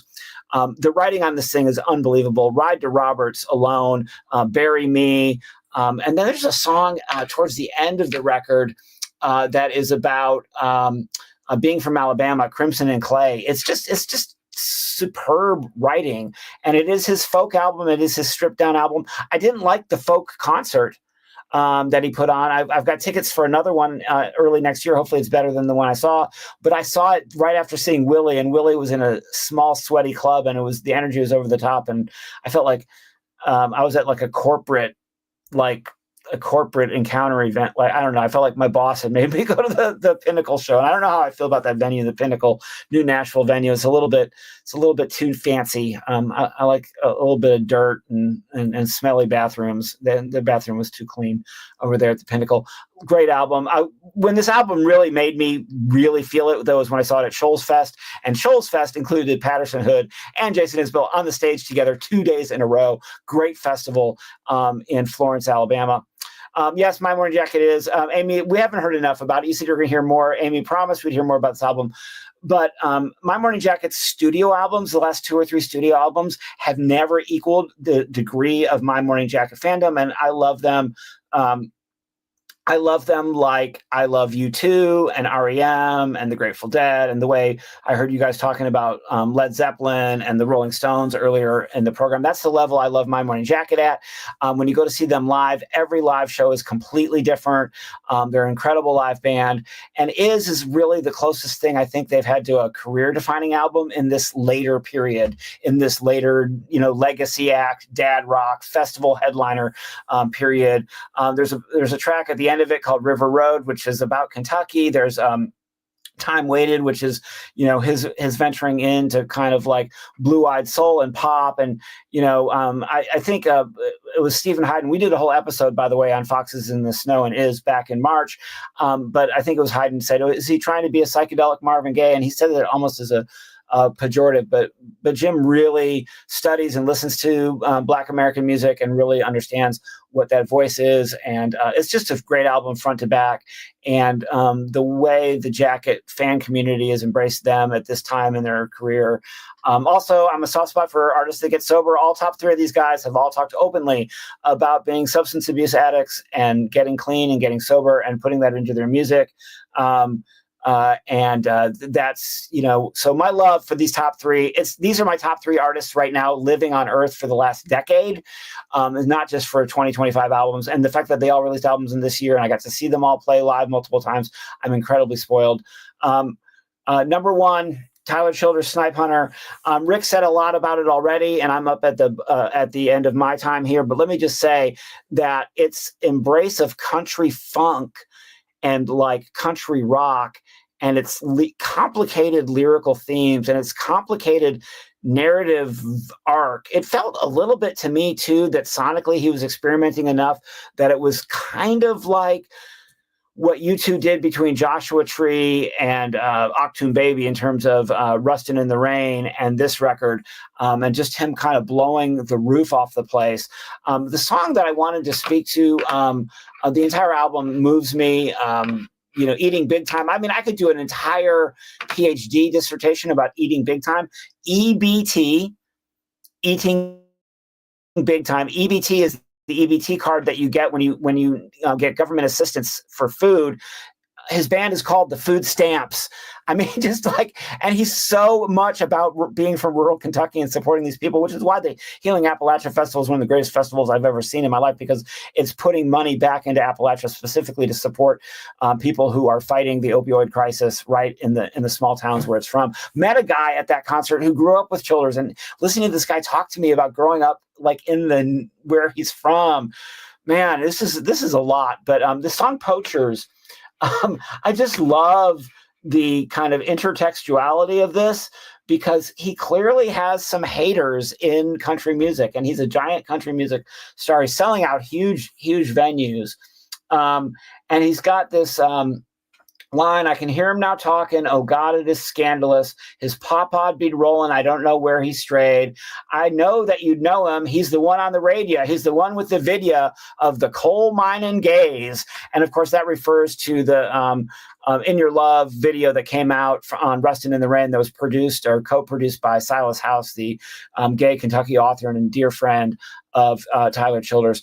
And it's really amazing the way he kind of moved ahead of Isbell and the Jacket in my current pantheon of my absolute favorite artists. From the day that album came out to seeing him live multiple times on his fall tour, it was just a glorious time to be a Tyler Childers fan. The picture is from his Dinosaur World show where they all dressed up as characters from Jurassic Park and did a show at a dinosaur amusement park on I-65 in Kentucky. It was a fan club only show. Couldn't get into that one. Let's bring the gang back together. That's my top 10. We are all here, and let's do just a round robin for maybe about 10 or 15 minutes at the most as we wrap up a long night together on the pod. I think we're all here. Welcome back, everybody. So let's just make comments on each other's lists. Don't be shy. Just jump right in. Go ahead, Scott Greenberg. First and foremost, I love that my silly little experiment several months ago resulted in Amy being a Kraftwerk fan. My work is done. I almost had the Amanda album and the SG album in my top 10. There's great songwriting and great performances on both of those. And I think the only reason the Amanda album didn't make my list, as much as I liked it, it was heavy and I needed lightness on my list. And the SG album, I'm like, it's kind of like with the Tweety album, which I finally listened to this morning. It's like the SG album. It's like there's songs I loved and songs that were fine that I might like someday. But at the moment, I'm like, I don't love this from beginning to end. I appreciate the craft that went into it, but half of it is jumping out at me. The other half isn't. And as I was listening to the Tweety album this morning, it's like, all right, I would say about a third of it jumped out at me. And, I hate to be that guy, but it's like, sometimes you need to be a good self-editor or have somebody in the room to say, do we really need all 30 of them? And then none of them were bad, but it's just, it's my thing when albums get too long, it's like, okay, are all of these, is everything on here something that needs to be heard by the world right now? Or are you being a little bit self-indulgent? I mean, it's like, there was nothing bad, but it's like, I don't need to sit here and listen to 20 songs that are just going to go in one ear and out the other. And it's easy for me to say that. And there are some long albums I do like, but there's kind of like a lot of long albums that made our top 10s this year. As I was pulling them over, we got some long ones. Amy, how many hours is our playlist now? I think it stopped counting after a point. We have 1,111 songs on my playlist where I've dropped all the albums. We're missing 2 albums because King Gizzard and the Lizard Wizard took their music off Spotify because they're awesome. And the Caroline Rose that Greenberg picked is not. That's a Bandcamp exclusive. I forgot to mention. But otherwise, everyone else's top 10s are on there. And I counted 5 top 10 repeats: Patterson Hood, Big Thief, Geese, Elvis, and Tyler Childers. Yeah. That's an elite club. Yeah. I love that. Mm-hmm. I want to ask Winchell. I want to ask Winchell a question. You had Hardy as one of your honorable mentions, and I remember maybe a year or two ago, you just were fit to be tied about Hardy. So what inspired the turnaround? Yeah. Yeah, I've said awful things about Hardy. I compared him to Nickelback, and I opened my mind, and you know, Hardy was responsible for a lot of the writing for Florida Georgia Line, which I hate, and but it was after the Morgan Wallen album came out, and I was talking to a guy I work with who even before that had said, "Hey, have you listened to Hardy?" And this is a guy I respect. He's a musician. He's not even a country musician, and I picked it up, and it first came out in an EP form. He released those songs, like 4 or 5 of them, in advance, and I was like, wait a minute, this is different. And it was and he even talks about it on the new album. He's very candid and comedic with his past, and not angry, but very comedic about it, about how he's now turning into they are playing country music. They are beckoning back to earlier times and getting away from the bro country, and that's not even good enough for people. But there's this great songwriting and playing on it, and I would say the same with Morgan Wallen. When you look at the teams of those songwriters, and they do put out long albums, and that's for business reasons, just to be frank. And they're really good. They're good craftsmen of what they do. My hands down top song, my favorite. I have 2 favorite songs of 2025. The one of them's "Biting List." I just love that song. And but the other one is "Dog Years." About, and Hardy has it on his album, and I challenge anybody to listen to "Dog Years" who has a heart and get through it. It's just like, and I listened, when I first heard it, I was like, what is this talking about? And then I got it, and I was like, holy shit. So you're absolutely right. I think it's important for us to be able to open up and realize we change. People change, people grow, people evolve. But I appreciate that question. And may I add a few things really quick, separately? Amy, I was really happy to hear Snooper. I think "Worldwide" is the coolest song. It's one of my favorite songs of the year. And that video is just so damn cool. There's so many great videos. And if you haven't seen Snooper's "Worldwide" video, go watch it. It's just mesmerizing. I also was really happy to hear Mammoth mentioned earlier, and Eddie Van Halen's son's band. That's a really good record. And damn, I remember that Times Square soundtrack. I can't remember who mentioned it. I did. I did. That thing, go look at everybody who's It's on an that. amazing collection of music. It really is. Oh, yeah, I think Gary Newman. Oh, Yep. in the park. Down Rat. It was all sorts. So, yeah. I want to circle back to the conversation about kind of pop artists that have grown. One of my friends turned me on to "Swag" by Justin Bieber, and I was really expecting one of you pop girlies to have it on your top 10. Yeah. But it was fun. Like it's a pop album, but it has the production of Dijon that Gus was talking about, and McGee, which had a great album a year or 2 ago. Yeah, it's a great album. Yeah, it's his best album in a decade for sure. I was it's one that, like, when I first listened to it, it kind of went in one ear out the other, because when Bieber does R&B, it feels kind of wrong. But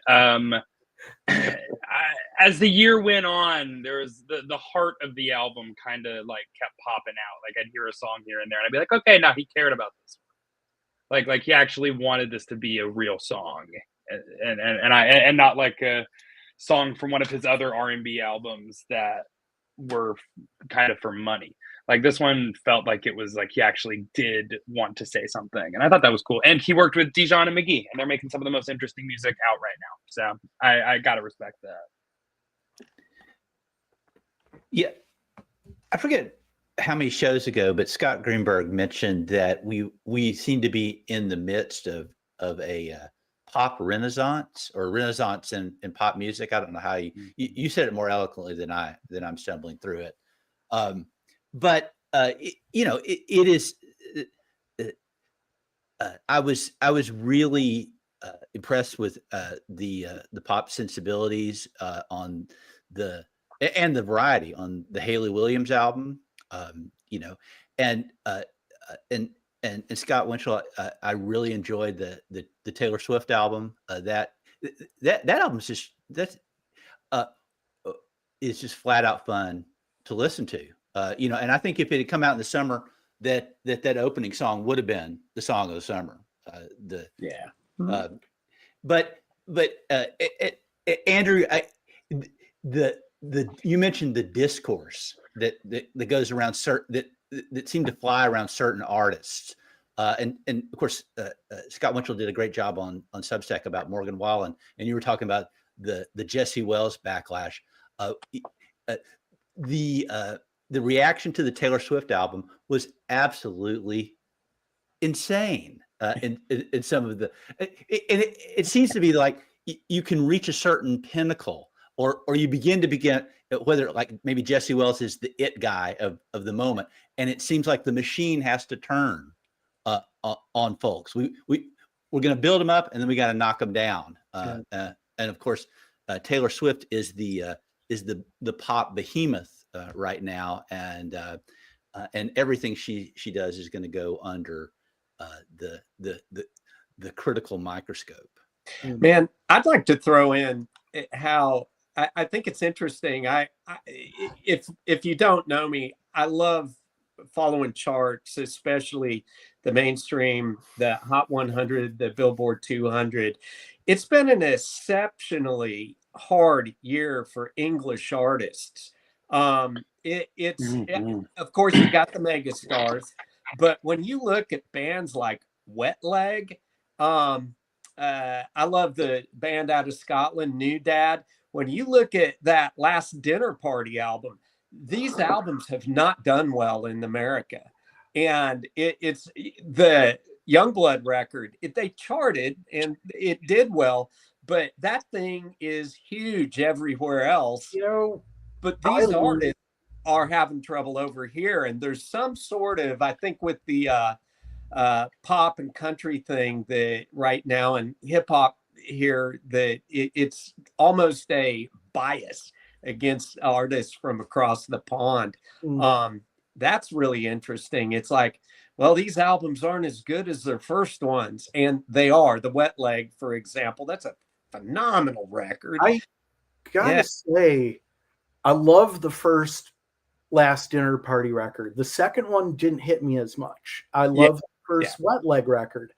I think there's like about half of the first or half of the new Wet Leg record I like, and then the other half is fine. There's nothing wrong with it. It just, I don't know. Maybe I'm just, I think that, I'm just, 2025 has been a struggling year. And like I said, I've been falling back on a lot of my comfort bands and feeling old. I feel like SNL is booking musical guests purposely to make me feel old because I'd never heard of Dijon. I thought I'd never heard of Somber or Role Model. That's okay. Olivia Dean. And I'm like, what's wrong with me? It's like, okay, if I don't know, like a couple of years ago, who the fuck is Noah Khan? But it's like I didn't know who Geese was.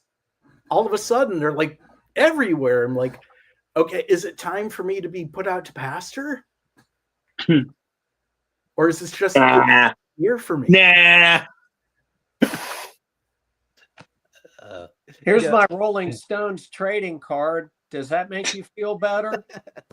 No, it makes me feel like I'm the little bald guy from Benny Hill getting patted on the head. I will say this about Wet Leg. I got to see them this year at tour this album at Marathon Motorworks, and I caught their show at a few years back at Brooklyn Bowl right after their debut album. And they were fun then, a little apologetic, like we only have one album, and that's basically all they played. But the step up that they have made it as a band, as performers, as sort of putting this rock and roll attitude, and maybe it's just seeing these songs live, but it was pretty exciting. And Scott Winchell, you're right too. That CMAT record I just fell upon, but it has been huge in the United Kingdom, you know, and it's probably gotten no traction over here. Has anybody heard of Olivia Dean? Yes. Yeah. Did that make any of your lists? It was close. It's playing a lot in our house, I'll tell you that much. So one of my students turned me on to that record, The Art of Loving. I think it's fantastic. And really good. I think the main thing that this exercise does for me is it just makes me so grateful for how much music there is. I definitely don't think that that we're washed up or boring or not cool anymore. It's just hard to keep up, Scott Greenberg. It's hard to keep up with all. I mean, it's a full-time job. Just keep trying to keep up with stuff, you know. And I was trying to put out a list of 200, but I just got tired of doing the data collection to make sure I could like get that granular, because some of these albums that I love this year I only listened to once or twice tops because I was moving on to sample the next cool thing that somebody else had turned me on to. And I won't get through our playlist. I'll just be honest right now. I can't wait to dabble in this playlist you made, Amy, but I'm not going to get through the whole darn thing. It's just, you know, and some of the stuff that Gus Crater recommended, I'll probably be like, well, that's cool, but I don't get it. I don't understand. You'll be addicted. You'll love all of it.